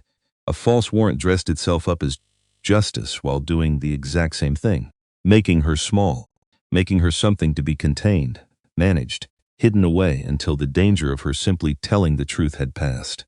She would not give them the satisfaction of watching her fold. She sat up straight on that too short cot, chin level, the same way she'd learned to hold herself on 100 wooden platforms, and waited. Somewhere past midnight, voices rose outside. Not angry voices, not a mob's voices. Odessa sat up, straining to listen, and made out words she hadn't expected to hear directed toward this building in her defense. "Saved my boy's life, and you're telling me she's dangerous?" She sat reading paperwork, Otis. "I was there. I watched her do it. This is Marrow's doing. Everyone in town knows it." Odessa rose and crossed to the barred window and found a crowd had gathered outside the jailhouse. Nora Bellwether stood near the front, arms crossed. The delivery boy's mother beside her son's leg still bandaged, leaning on a crutch, but standing anyway. Pastor Whitfield, a handful of ranchers Odessa barely recognized. Thaddeus Pratt stood closest to the door, hat in his hands, voice steady above the rest. "Sheriff Garrity, you no good. And well, this warrant's built on nothing. Half this town watched her lift a wagon off a boy 3 days back. That's the danger you're locking up tonight?" Garrity appeared in the doorway, flustered, caught between a warrant he hadn't wanted to serve and a crowd he clearly hadn't expected to gather. "I've got procedure to follow." "Follow it in the morning," Pastor Whitfield said, calm, immovable. "Or explain to this whole town why a false complaint from a railroad lawyer carries more weight in your jailhouse than the word of the people who've known this family their whole lives." The crowd murmured agreement, low and steady, a sound like distant thunder finally arriving. Garrity looked at them a long moment. Then, slow, he pulled the cell key from his belt. "Complaint's thin," he muttered, more to himself than anyone else. "Ought to have looked closer before I ever rode out there." The cell door creaked open. "You're free to go, Miss Thorne. I'd advise you get to that courthouse first thing and settle whatever business needs settling before anyone else decides to file paperwork against you." Odessa stepped out into the cool night air and found herself surrounded by faces that had spent years looking at her with curiosity or pity or unease, now looking at her instead like someone worth standing outside a jailhouse for at midnight. "Thank you," she said. It came out rougher than she meant it to. "Wasn't charity, Miss Thorne," Nora Bellwether said. "Was overdue." Thaddeus caught her eye across the crowd and said nothing at all, and somehow it said more than most words could have managed. He fell into step beside her as the crowd thinned, walking her partway toward the ranch road, quiet for a while before he finally spoke. "I nearly rode straight to Vane's front door tonight," he admitted. "Wasn't thinking too clearly, watching them drag you off like that. Good thing you didn't. Good thing Pastor Whitfield's got more sense than I do when I'm angry." A faint, tired smile. "Scared me, though, watching that wagon door shut on you." Odessa glanced sideways at him, surprised by the plainness of it, the lack of anything careful or measured in how he said it. "You don't need to worry over me, Thaddeus." "Reckon I'll do it anyway," he said. Seems the sort of thing a person does when they've decided someone matters to them. He didn't wait for her to answer that. He only tipped his hat, quiet, and turned back toward the livery, leaving Odessa standing alone on the dark road with something warm and unfamiliar settling low in her chest entirely separate from the fear and exhaustion of the night behind her. Ezra was waiting at the ranch when the wagon finally rolled her home, pacing the yard in the gray hour before dawn. But it was Della who reached her first. Her mother came off the porch at a near run, still in her nightclothes, a shawl thrown hasty over her shoulders, and this time she didn't bother trying to reach all the way around her daughter's shoulders. She simply gripped Odessa's arms hard and held on. "I sat up the whole night," Della said, voice unsteady. I know, Mama. I thought they'd keep you. I thought this was how it would go, same as it went for me all those years ago, except worse, because it's you, and I couldn't, Mama." Odessa pressed her forehead gently down to her mother's, the way she'd learned to do since she'd grown too tall for anything else. "I'm here. I'm home. The whole town stood outside that jailhouse for me tonight." Della pulled back, searching her daughter's face, like she needed to confirm it with her own eyes. "The whole town, Nora Bellwether. Pastor Whitfield. That boy's mother, the one from the wagon." Odessa managed a tired smile. Even Thaddeus Pratt hollered louder than any of them. Something in Della's expression eased, just slightly, at that particular name, though she said nothing about it. "Go inside and sleep, Mama. I need to speak with Ezra a moment, Odessa. Promise. Sleep first. We'll talk in the morning." Della hesitated, then nodded, and disappeared back inside, and Odessa turned toward the yard where Ezra still paced, his face grim in the lamplight. "They tried to keep you out of the fight," he said, before she'd even climbed down. "Which means we're closer than I thought." "Closer to what?" "To whoever's pulling strings above Hargrove's head." Ezra's face was grim in the lamplight spilling from the porch. "A local judge doesn't have the reach to plant a false complaint through the railroad's own lawyer. That took someone higher up giving the order. Cornelius Vane. I expect so." Odessa felt exhaustion pulling at every part of her, the jail cot, the sleepless nerves, the whole long fight of the past days settling heavy in her bones. "Then we need a witness," she said. "Someone who saw Hargrove take that ledger from the pastor before it ever should have disappeared." Ezra's expression shifted, something careful entering it. "There might be a man," he said slowly. "Levi's kin, an old surveyor named Obadiah Marsh. Worked the original survey on your family's water frontage before Ironclad ever laid claim to it. Lives out near Ridge View now. Keeps mostly to himself. Would he talk? He might. If someone he trusts asks him plain, then let's ask him plain." Ridge View sat 40 minutes out by horseback, a scattering of cabins tucked into foothill pines, and Obadiah Marsh's place was the farthest, smoke curling from a stone chimney against the pale morning sky. He answered the door with a rifle half raised before he recognized Ezra's face. "Colt. Been a long while." "Too long, Obadiah. This is Odessa Thorne, Amos Thorne's daughter." Something shifted in the old surveyor's weathered face at the name. "Thorne," he repeated, quiet. "Come in then. Quick, before anyone sees you out here." The cabin was small, close with wood smoke and old dust, and Marsh settled into a rocking chair by the hearth with the careful movements of a man whose joints had spent decades fighting weather. "You want to know about the water frontage," he said before Odessa could ask. "I surveyed it myself. Best access in the valley. Ironclad wanted it bad, and your father wouldn't signature." Marsh's jaw tightened. "I didn't know that at the time. Believed what I was told, that a private arrangement had been struck. Chose to believe it, if I'm honest with myself, because believing otherwise meant admitting what kind of men I'd spent years working for." "And the ledger? The burial record?" 3 days before that deed got filed, the pastor came to Hargrove's office. I was there fetching survey papers. Watched him hand over a heavy old book, watched Hargrove lock it straight into his office safe with his own hands. Marsh stared into the low fire. Told me he'd handle the paperwork personally. I never thought twice about it. Not until years later when I heard what became of your family. Odessa leaned forward. "How many others, Mr. Marsh? How many families did you survey, only to watch them lose everything after?" Marsh's silence answered before his words did. "More than I let myself count," he admitted finally. "A man tells himself he's only measuring dirt, only drawing lines on paper. Easier that way.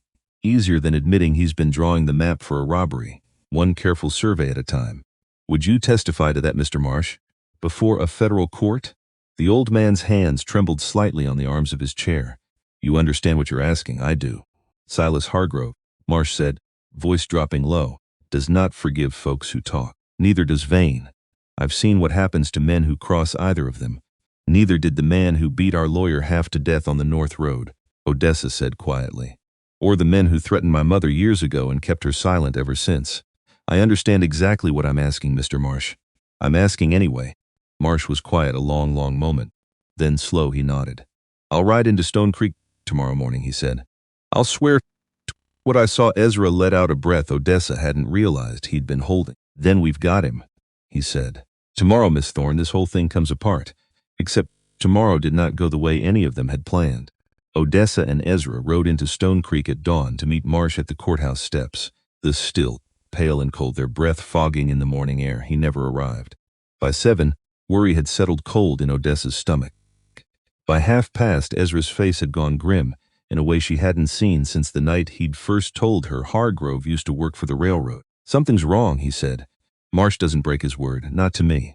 They found him on the Ridgeview Road an hour later, his horse tied nervous and skittish to a fence post, Marsh himself sitting hunched in the dirt beside it, his hands shaking too hard to hold the reins properly. Mr. Marsh.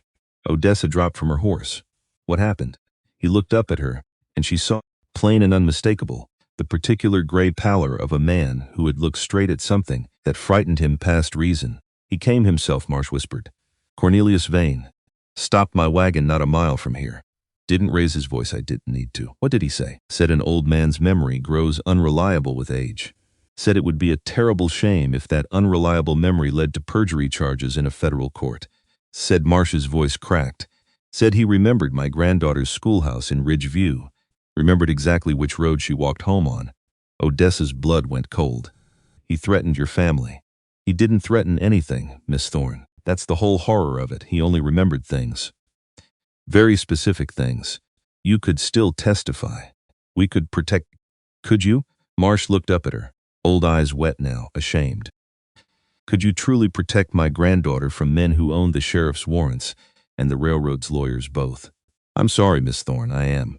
But I have a family too, and I've already failed one family in this valley by staying silent once before. I won't risk failing another. Odessa knelt beside him in the dirt, and for a moment neither of them spoke at all. I understand, she said finally. Because she did. Because she'd watched her own mother carry that exact same shame for 4 long years, and she could not, ask this frightened old man to carry a heavier weight than her own family had already proven the cost of. You don't hate me for it? No, Mr. Marsh, I don't hate you at all. He looked at her a long moment, something loosening slightly in his weathered face, though the fear never fully left it. Your father would be proud of you, he said quietly. For asking anyway, even knowing I'd likely say no. He climbed unsteadily onto his horse and rode away without looking back, and Odessa stood in the cold morning dust watching her one clear path to proof ride off into the hills. They rode back into Stone Creek in silence, because there wasn't much left to say that wouldn't sound like defeat, and Odessa refused, absolutely refused, to let herself speak defeat out loud even once. Except the silence itself felt heavy enough to be its own kind of admission. We lost him, she finally said, as the town came back into view. We lost a witness, Ezra corrected. Not the fight.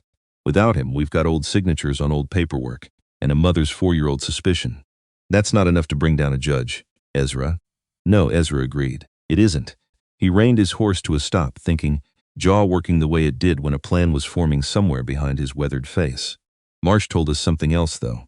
Something we haven't used yet. What's that? Hargrove locked that ledger in his own office safe. Personally, with his own hands, Ezra's pale eyes found hers. A man like that doesn't destroy something so useful once he's got it. Keeps it. Insurance against the very men he answers to. A ledger detailing what he did and who ordered him to do it. Tucked away safe in case Vane or the railroad ever decide he's outlived his usefulness. A sharp, hopeful thought cut clean through Odessa's exhaustion. You think it's still there. I think a man that careful about hiding one book doesn't burn the rest of his secrets on a whim.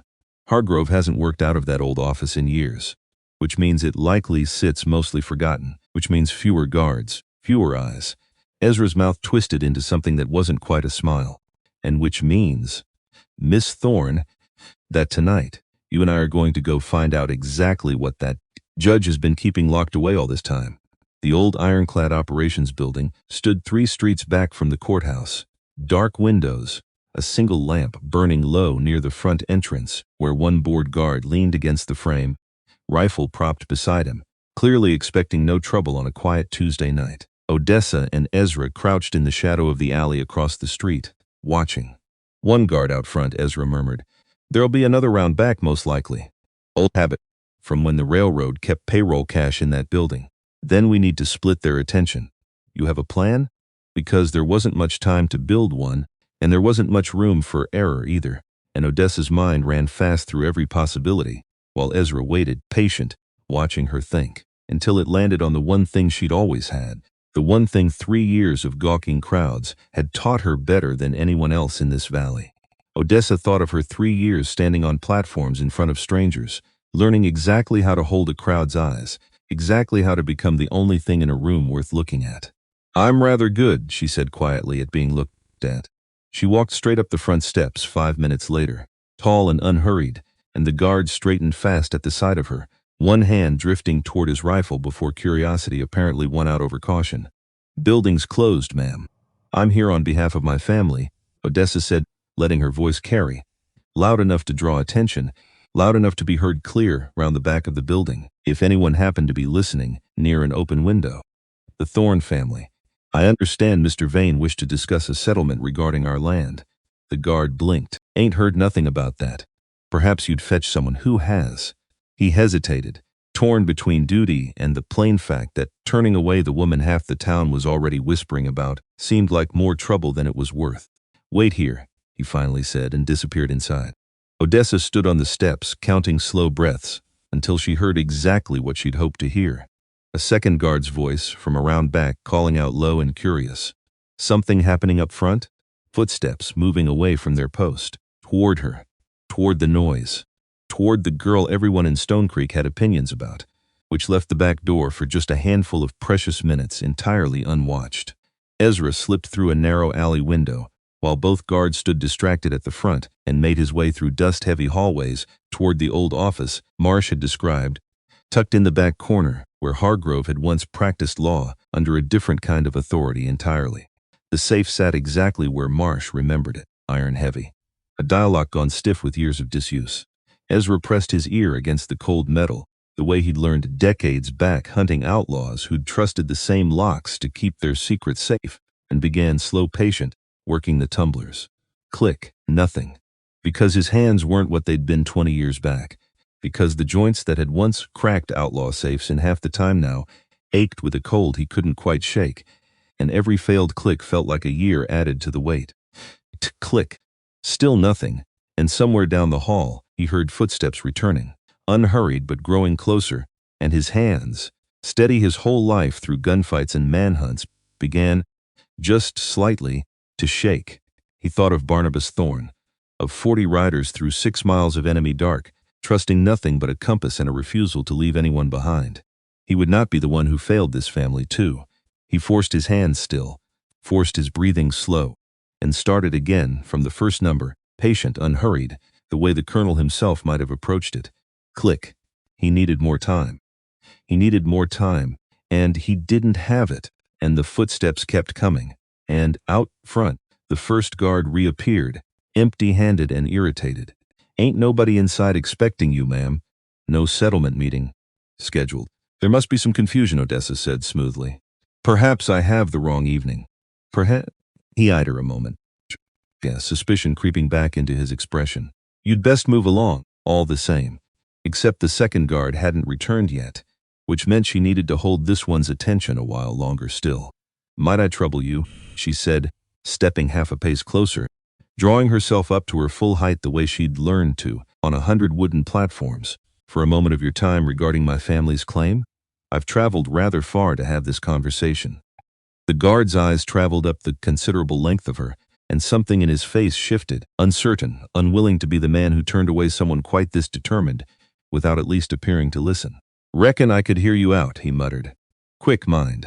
Quick, Odessa agreed, and began, deliberately, the slowest possible accounting of her family's history with the Ironclad Railroad Company, starting somewhere back around her grandfather's original land claim, watching the guard's eyes glaze over with every unhurried sentence. He shifted his weight, checked the street, checked her again. Ma'am, I really ought to. Nearly there, Odessa said pleasantly, and continued unbothered into a detailed account of the water rights survey conducted some 15 years prior, Inside in the dark, Ezra heard the final tumbler fall into place. The safe door swung open. He found inside exactly what Marsh had promised. A thick, leather-bound ledger, pages dense with a small, meticulous hand Ezra recognized instantly from courthouse documents.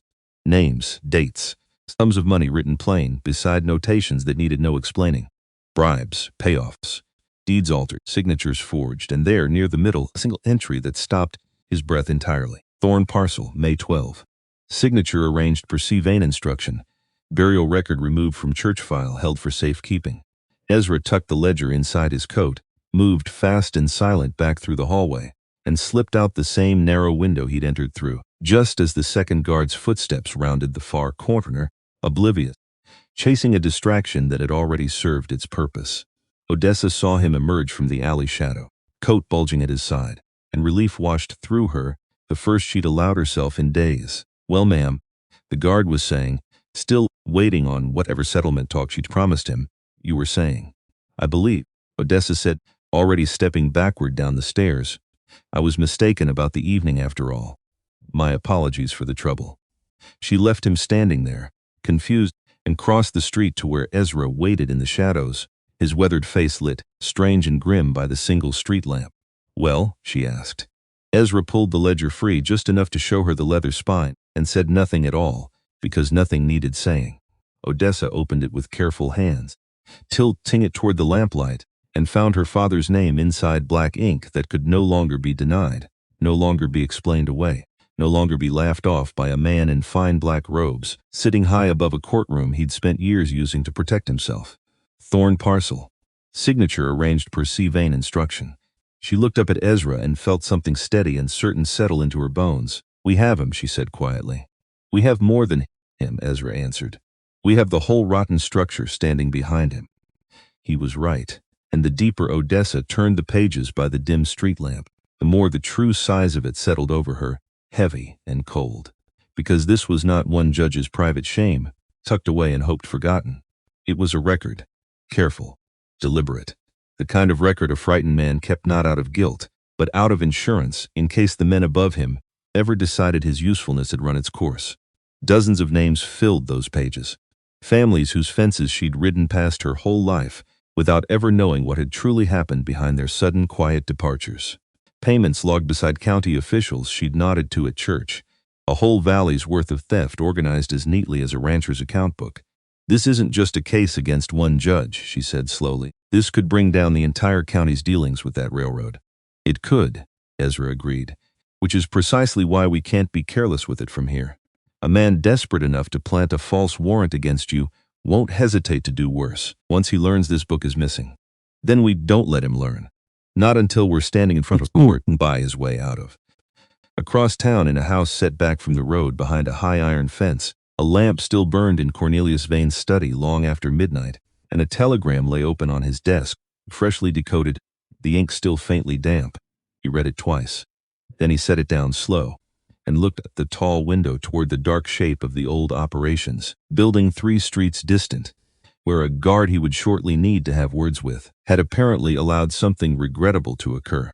"Miss Thorne," he murmured to the empty room, "is proving rather more troublesome than her size alone."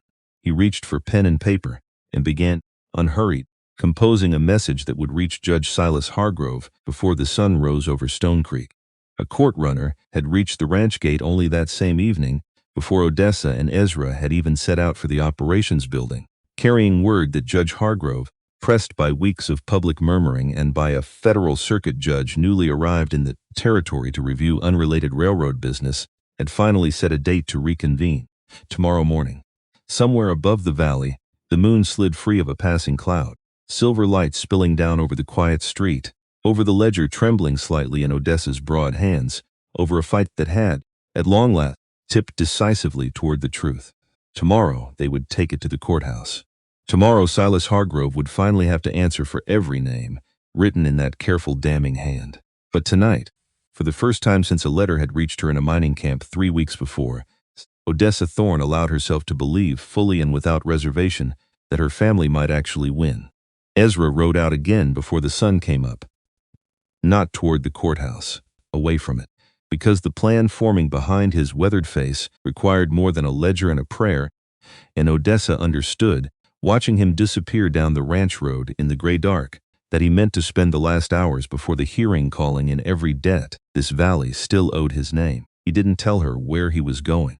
He only said, "Trust me a while longer, Miss Thorne," and rode off toward Ridge View, toward the Garner place, toward every scattered family whose name she'd read in that stolen ledger the night before.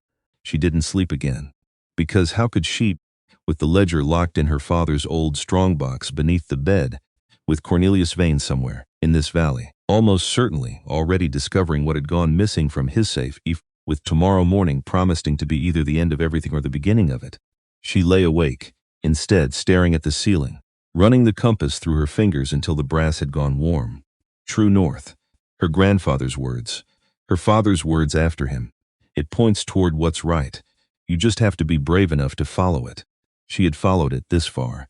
She would follow it the rest of the way, whatever waited on the other side of tomorrow's courtroom doors. Somewhere near midnight she heard hoofbeats on the road, fast, and rose to the window in time to see a shape she didn't recognize pause at the far edge of the property, unmoving, watching the house for a long, uncomfortable minute before finally wheeling back toward town. She didn't sleep after that, either, because a man doesn't sit a horse in the dark outside a house for no reason at all. And Odessa understood, cold and certain, that Cornelius Vane already knew exactly what had gone missing from his safe and exactly who had likely taken it. Which meant tomorrow wasn't only a hearing anymore. It was a race. Whoever reached the truth first, in front of enough witnesses to matter, would be the one still standing come sundown. Across town, behind his high iron fence, Cornelius Vane stood at his study window in the small hours before dawn, a glass of brandy going warm and untouched in his hand. His guard had reported the missing ledger only that morning. Stammering, terrified, and Vane had listened without raising his voice even once, because raising his voice had never once solved a problem in his considerable experience of solving them. He had simply sent riders instead, one to watch the Thorne Ranch, one to send word ahead to Hargrove warning him the evidence he'd so carefully hidden was very likely already in enemy hands, and one, quiet, unremarked, to begin quietly moving certain funds out of the territorial bank before any federal inquiry thought to look for them. He was not, Vane told himself, a man who panicked. He was a man who adjusted. He had built an empire out of adjusting, out of watching lesser men flail against circumstances, while he calmly rearranged the pieces still within his control, and he intended to do exactly that tomorrow. Whatever that oversized girl thought she'd accomplished by breaking into an old, mostly forgotten office. Except something in his chest, some small unfamiliar knot he did not care to examine closely, refused to settle, no matter how many times he told himself so. He set the brandy down, finally, untouched, and did not sleep that night either. Morning came clear and cold. The sky scrubbed pale blue, no clouds to soften the light at all.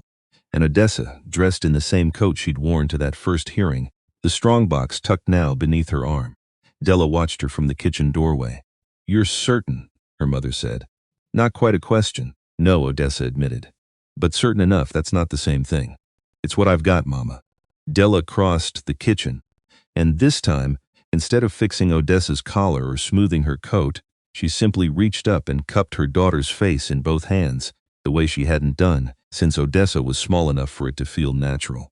"Whatever happens today," Della said, "I am done being ashamed of standing beside you."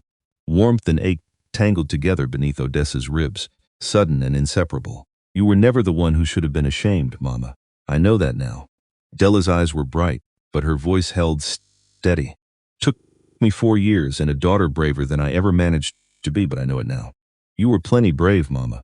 Every single day you kept this ranch standing while I was gone. Different kind of brave. Quiet kind." Della managed a small, wet smile. "Yours is louder, suits you better, I think." Odessa laughed despite herself, despite the fear still coiled tight beneath her ribs, and found the sound loosened something in both of them.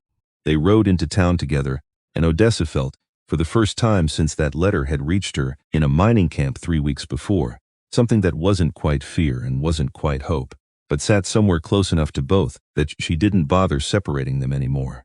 Stone Creek did not look like itself that morning, because the streets, usually quiet before 9, were already crowded. Wagons lined 3 deep along the main road, horses tied to every available post, and Odessa slowed the wagon at the edge of town, staring. Ezra, she breathed. He was waiting near the courthouse steps, hat pulled low, and when he saw her face he only nodded once, toward the gathering crowd. Told you to trust me a while longer. She recognized some of the faces. Cattlemen from the far side of the valley. A weathered woman she didn't know, standing beside two grown sons, all three of them wearing the particular hardened look of people who'd lost something and never gotten it back. Who Garners? Ezra said quietly. The Dunmores.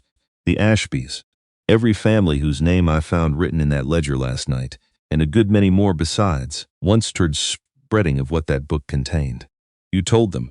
I told them the truth was finally coming to light, and that a woman built taller than any man in this valley was the one standing brave enough to bring it. Didn't take much convincing after that.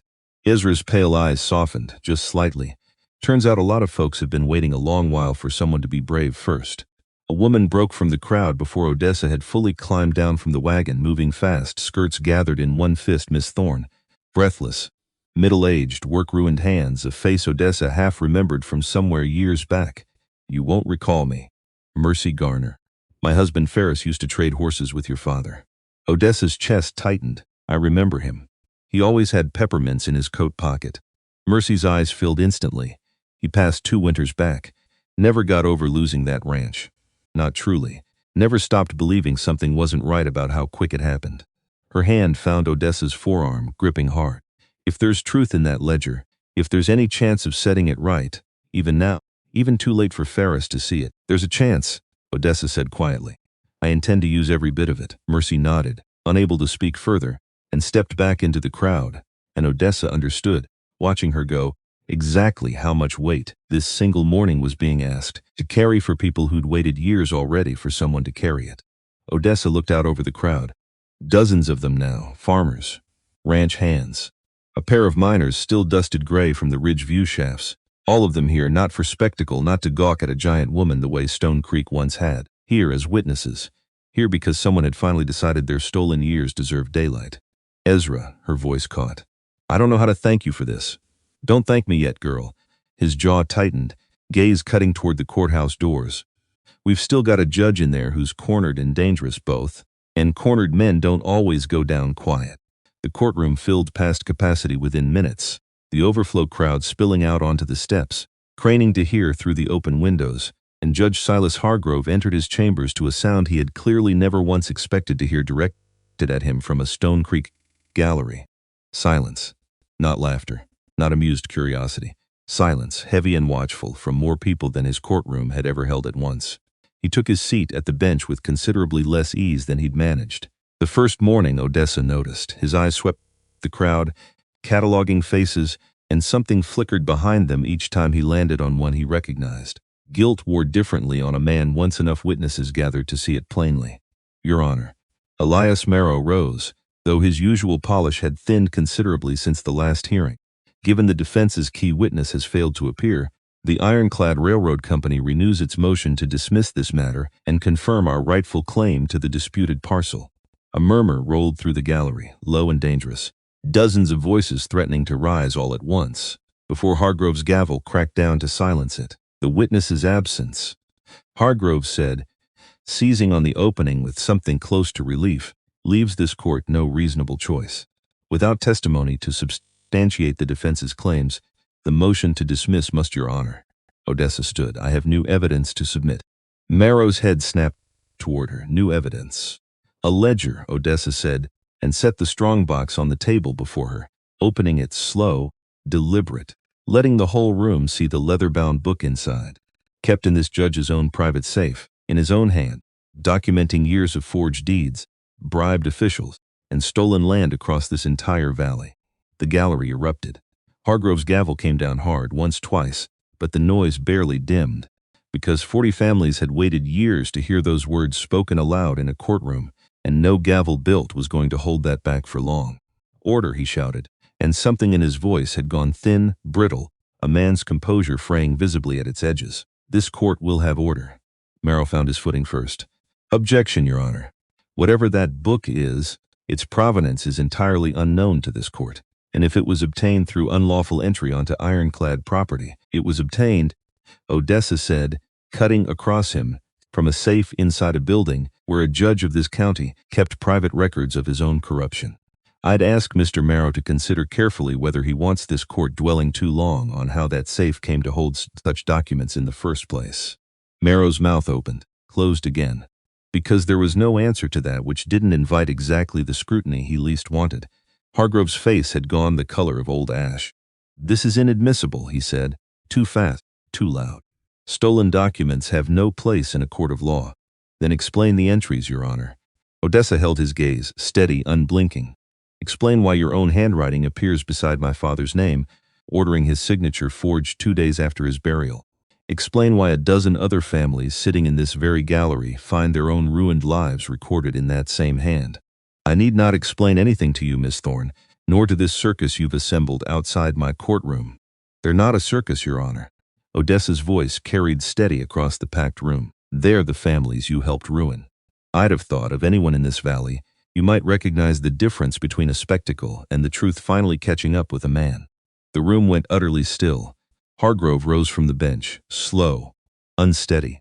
A man who had spent 10 years believing himself untouchable, watching that belief crumble in real time in front of every person he'd ever ruled against.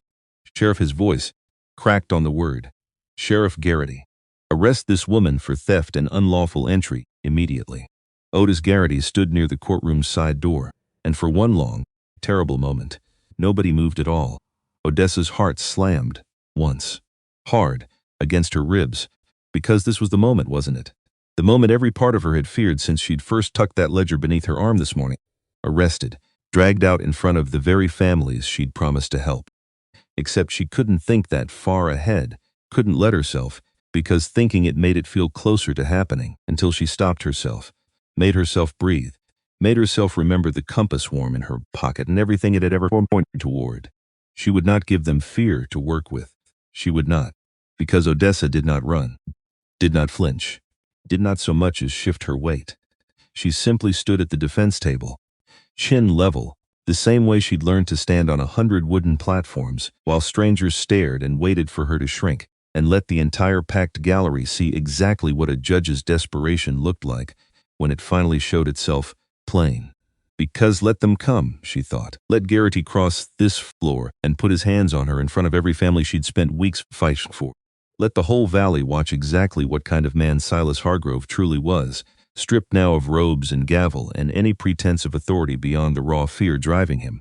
She would not run. She had run once before, 3 years ago, out of this very town with a circus contract folded in her coat pocket, and she had told herself then it wasn't running, only surviving. This was different. This time, standing still was the bravest thing she'd ever done. Garrity took one step forward, then stopped, because his eyes had found the crowd behind her. Dozens of faces. People he'd known his whole life, standing shoulder to shoulder with strangers from Ridgeview and beyond, every single one of them watching him with an expression that made the warrant in his coat pocket feel suddenly unbearably heavy. Somewhere near the back, a voice Odessa recognized called out, low but carrying. Same as the jailhouse, Otis. Thaddeus Pratt, standing near the door, arms crossed, unmoving. Half this town's already told you once what they think of Ironclad's paperwork. A ripple of agreement moved through the gallery. Sheriff. Hargrove's voice had climbed into something close to panic now. I gave you an order. Garrity looked back at the judge, then at Odessa, then slow at the crowd filling every bench and doorway and window ledge of that courtroom. With respect, Your Honor, he said, and his voice, when it finally came, carried clear across the silent room, I don't believe I'll be arresting anybody today, based on the word of a man that book seems to accuse of a great deal worse than theft. Hargrove's face drained entirely of color. You'd take her word over mine? I'd take the word of about 40 witnesses in this room, Garrity said, over the word of a man who just ordered a woman arrested the second she produced proof against him. Hargrove's hands gripped the edge of the bench, knuckles white, his whole body trembling now with something well past composure. This valley, he said low, half to himself, was never going to hand a giant a fair hearing regardless. I should have known better than to expect otherwise from people who'll believe anything a big enough spectacle tells them. The words landed cruel and deliberate, meant to wound one final time before the fall. Odessa felt them land. Then quiet, she let them go, because a drowning man's last words were rarely his ones, and she had spent 3 years learning exactly how little weight to give a stranger's cruelty. I'd rather, she said evenly, be believed by 40 honest witnesses than trusted by one dishonest judge. The courtroom doors banged open. A man strode in first, silver-haired, dressed plain but sharp-eyed, a federal marshal's badge pinned square to his chest. Behind him came a second man in a dark travel coat, unhurried, the particular calm authority of someone used to rooms falling quiet the moment he entered them. What in God's name, the marshal demanded, scanning the packed gallery, is happening in this courtroom? Ezra was on his feet instantly. Marshal Higgins. Judge Abernathy. He nodded toward the man in the travel coat. Didn't expect you'd hear the commotion clear over at the land office. Hard not to, Colt, with half this town crowded onto one street. Judge Reuben Abernathy's sharp eyes swept the room, taking in the packed gallery, the strong box open on the defense table, Hargrove standing white-faced and trembling behind the bench. I'm told there's been some manner of disturbance. There has, Your Honor. Ezra gestured toward Odessa. Federal Circuit Judge Reuben Abernathy's been in Stone Creek 2 days past, reviewing a separate railroad dispute for the territorial court. I sent word to the land office the moment this hearing turned ugly. Odessa understood in that single suspended moment exactly what fortune had just handed them, because a federal judge already present in town, already reviewing railroad dealings, already carrying the authority Hargrove's own bench could never override, was precisely the sort of luck a person didn't dare question too closely. She only knew enough to use it. Your Honor. She stepped forward, steady despite the pounding in her chest. I have evidence of systemic land fraud spanning this entire valley, implicating this sitting judge directly. I respectfully request this court's review. Abernathy's gaze settled on her, unhurried, assessing, the way a man measures a horse before deciding whether its size matches its reputation. And you are? Odessa Thorne, the daughter I've been hearing whispered about since I arrived in this town 2 mornings back. Something almost like a dry smile touched the corner of his mouth. Half the land office couldn't stop talking about the giant woman who'd come home to fight her family's case alone. Seems the description undersold you considerably, Miss Thorne. I've been told that before, Your Honor. I imagine you have. He stepped toward the bench, unhurried, and Hargrove flinched visibly at his approach. Bring the evidence forward, Miss Thorne. Let's see what all this commotion is truly about. It took less than 20 minutes. Judge Abernathy read through the ledger in near total silence, the courtroom holding its breath around him, and Odessa watched his expression harden with every turned page, every forged signature, every bribe recorded in Hargrove's own meticulous hand. He closed the book finally, and looked up at Silas Hargrove with an expression that held no warmth at all. You've sat this county's bench for 10 years, Abernathy said, ruled on deeds, ruled on disputes just like this one, week after week, all while your own hand appears throughout this ledger, orchestrating the very thefts you were meant to adjudicate against. Your Honor, I can explain. Then explain, Abernathy said. Explain to this gallery why a man sworn to uphold the law spent a decade dismantling it, one forged signature at a time. Hargrove's mouth worked, but nothing coherent emerged. I expect you'll have ample opportunity to explain, Mr. Hargrove, before a federal grand jury. Abernathy's voice carried flat and final across the room. Marshal. The silver-haired man stepped forward. Hargrove's composure finally completely broke. You don't understand, he said, and his voice had lost every trace of the cold authority Odessa remembered from that first cruel morning. I wasn't the only one. Cornelius Vane ordered every one of these transactions. I was merely his instrument, his lawyer, and then his judge, because refusing him was never truly an option for a man like me. You had 10 years to refuse him, Odessa said quietly, and 10 years of families who paid for every day you didn't. Hargrove's eyes snapped to her, wild now, something almost pleading in them.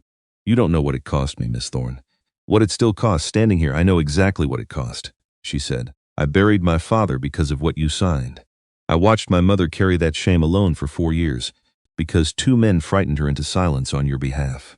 Whatever this has cost you, Your Honor, I promise you it was cheaper than what it cost the rest of us. The gallery had gone entirely silent, listening. Save it for the grand jury.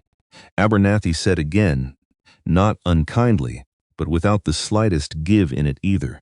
The marshal crossed to the bench, and there, in front of the fullest gallery Stone Creek's courthouse had likely ever held, Judge Silas Hargrove was pulled from the high leather chair he'd occupied for 10 unchallenged years, and cuffed, hands trembling, at the very bench where he'd once told a woman built taller than any man in the county that she didn't belong.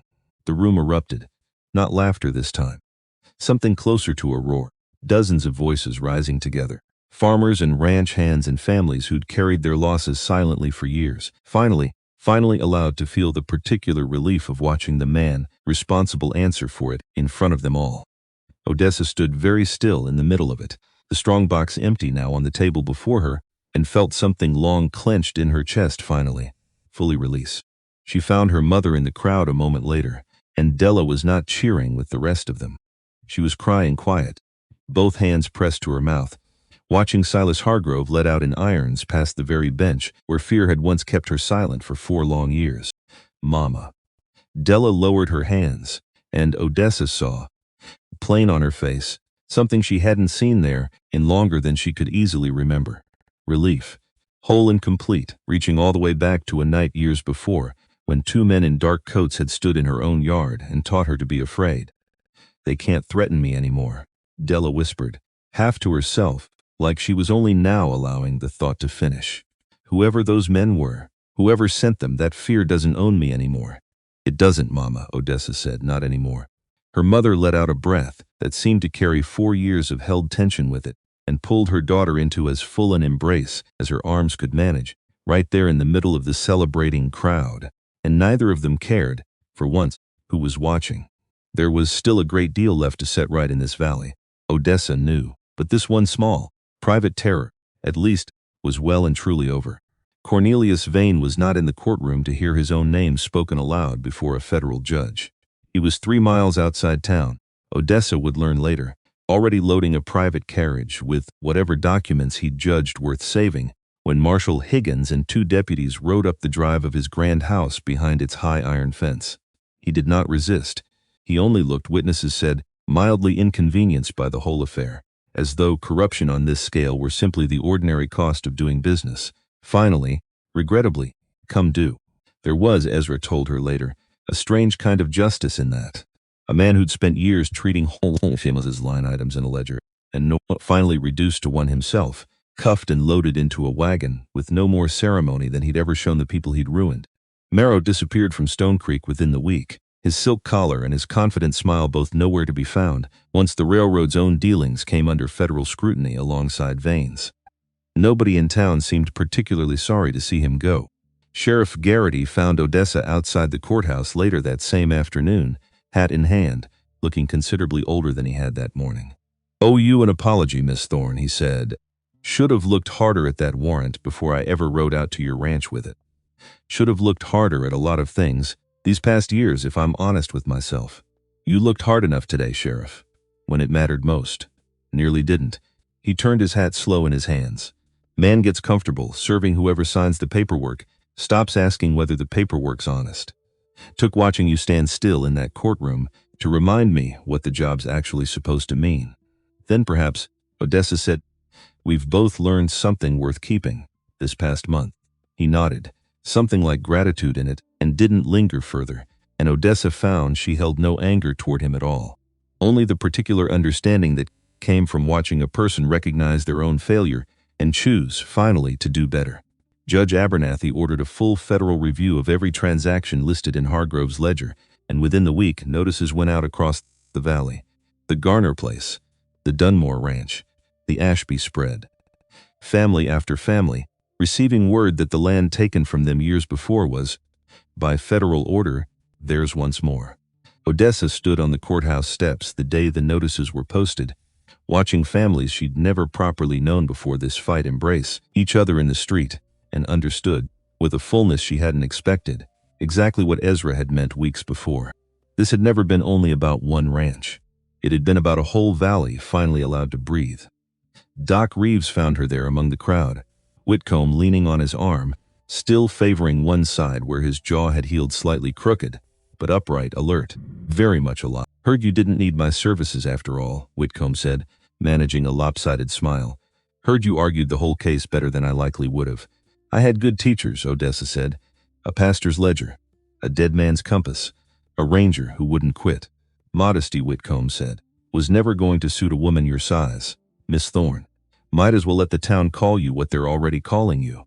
"And what's that?"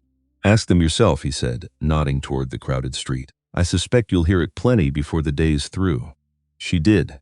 It started small, a young ranch hand nudging his companion and pointing, murmuring something that made the other man nod in open agreement rather than smirk.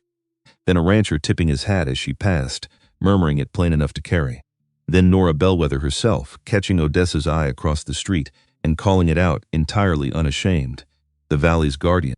Odessa felt the words settle strange and unfamiliar against everything she'd carried for 23 years. Every whispered, "Is it a sickness, do you suppose?" Every painted circus sign selling her size as spectacle rather than substance. "That's a great deal to live up to," she admitted to Ezra, later, as they walked back toward the wagon. "Reckon you've already managed it," he said. "The living up part was never truly in question, girl. You did that. The morning you decided a courtroom full of doubters wasn't reason enough to stay silent." The Thorn Ranch held a gathering 3 weeks later, once the last of the paperwork had settled and the last of the federal marshals had ridden out of Stone Creek, and half the valley seemed to turn out for it. Because Pastor Whitfield had proposed something the town council took up without a single objection. A memorial, held out past the tree line where Amos Thorne and Colonel Barnabas Thorne lay side by side facing east, honoring both men, one for the land he'd refused to sell even under threat, the other for a night during the war, when he'd refused to leave men behind who still had breath in them. Wagons lined the fence rows since before noon. The Garners had come, all 3 of them, the mother's gray-streaked hair pinned neat beneath a bonnet she'd likely saved for church. The Dunmores brought a whole spread of food nobody had asked them to bring. Even old Obadiah Marsh had ridden down from Ridge View, hat in his hand, standing a little apart from the crowd until Odessa crossed to him personally and told him, plain, that no one here held his fear against him. "You came anyway," she said. "That took its own kind of courage. Man doesn't need to be brave to know when he's grateful, Miss Thorne," Marsh said, eyes wet. "Only needs enough decency to say so." Pastor Whitfield led a short prayer as the crowd gathered near the 2 graves, his voice thin but steady, and when he finished, he stepped back and gestured, gentle, toward Odessa. She had not planned to speak, but standing there, surrounded by faces that had spent years either gawking at her or turning away from her entirely, faces that now simply watched her with something closer to plain, unguarded respect, she found the words arriving anyway. Odessa stood before the gathered crowd, her mother beside her, and found herself, for once in her life, entirely unbothered by every eye in the valley resting on her at once. "My grandfather taught my father something," she said, "that my father passed down to me. That strength was never meant for conquering. It was meant for protecting, for carrying people through darkness they couldn't navigate alone." She looked out at the crowd, the Garners, the Dunmores, the Ashbys, Nora Bellwether standing close now instead of turning away, Doc Reeves, and beside him Whitcomb, still favoring one side where his jaw had healed crooked, but standing on his own 2 feet regardless, alive, present, here. "I spent most of my life believing my size was something to apologize for," Odessa said. "Something that made me strange in rooms built for smaller people. It took losing everything nearly to understand what my father meant when he called it a blessing instead of a burden." Her voice caught, just slightly, and she let it. "A blessing isn't always easy to carry, but it's still a blessing all the same. And I intend, for whatever years I've got left in this valley, to spend that strength exactly the way my grandfather spent his, protecting the people who need it." She turned toward her mother. "And I owe a debt to the bravest woman I know, who carried fear alone for 4 years so her daughter wouldn't have to, and who found the courage to stand beside me anyway once the fight finally came." Della's composure broke, gentle tears sliding free without shame this time, without the old habit of hiding them from her daughter. "I am not ashamed anymore," Della said, to the whole gathered valley, her voice carrying farther than Odessa had ever heard it carry before. "Of my daughter, of myself, of anything that happened in this valley that wasn't truly our fault to begin with." Della reached over and took her daughter's hand. Nobody in that gathered crowd laughed. Nobody whispered behind cupped palms. They only stood together in the golden afternoon light, silent and steady, honoring 2 men who'd shaped, without ever meaning to, the very woman standing now in their place. Thaddeus found her afterward, near the fence line where the corral met the open field, the crowd's voices drifting soft behind them. "Fine words," he said. "Ezra helped me find some of them. Didn't sound like Ezra's words. Sounded like yours." Odessa looked at him, the late light catching the lines of his face, and a quiet warmth settled over her, unhurried, and sure the same feeling she'd been carefully not naming since that first morning at the livery stable. "You've been awfully patient with me these past weeks," she said. "Wasn't hard." A faint smile. "Watching a person stand up straighter than anyone I've ever known tends to make patience easy. That's a strange kind of courting, Mr. Pratt." "Never claimed to be smooth about it, Miss Thorne." He turned to face her fully now, hat in his hands. "Only claimed I noticed you the first morning you rode back into this town, and haven't managed to stop since." Odessa felt heat rise in her face, unfamiliar, and found she didn't mind it in the slightest. "I'm not an easy woman to court, Thaddeus. 3 years on a circus platform left me with little patience for men who flinch."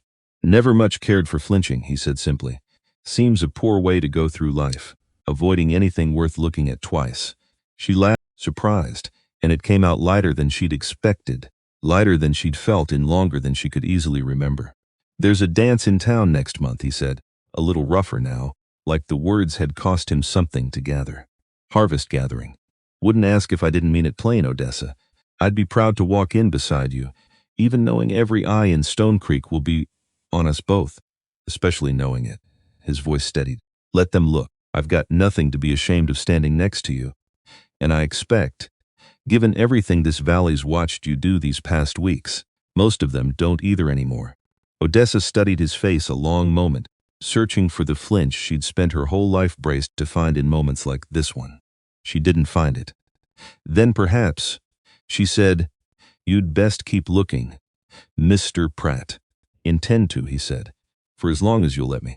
He reached out, slow, giving her every chance to step back if she wanted to, and took her hand in his, broad and calloused, and entirely unbothered by the size of it. "For as long as that is," Odessa said quietly. "I believe I'd like that very much."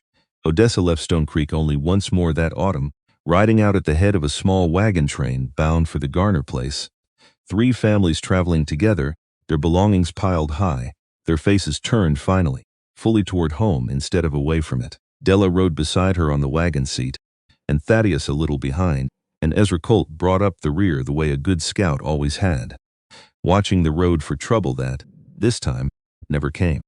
She rode her grandfather's old compass in her coat pocket, the brass worn smoother now from her own thumb than it had ever been from his, and led the wagons down the same dusty road she'd first traveled home on weeks before, when she'd been nothing to this valley but a giant curiosity folded uncomfortably into a farm wagon, dreading every mile that carried her closer to a town full of whispers. She was something else to it now.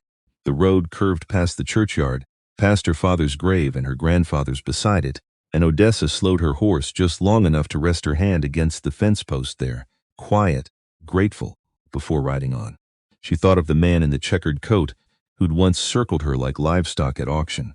Thought of the tent, the painted sign, the barker's oiled voice selling tickets to gawk at a marvel of God's strange design. None of that had been a lie exactly.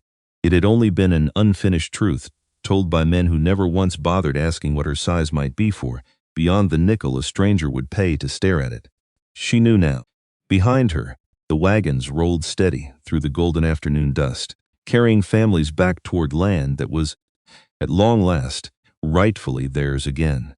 Voices drifted from the wagon beds, easy and unguarded, and Odessa found she rather liked the sound of it, carrying on the autumn wind. And Odessa Thorne, 6.5 feet tall, no longer a spectacle to be gawked at, nor a curiosity to be whispered about, rode at the head of them all, chin level, shoulders square, exactly the way her father had taught her to carry a blessing too large for most rooms to hold. True north. She had followed it the whole way home, and she intended for every mile still ahead of her to keep following it still.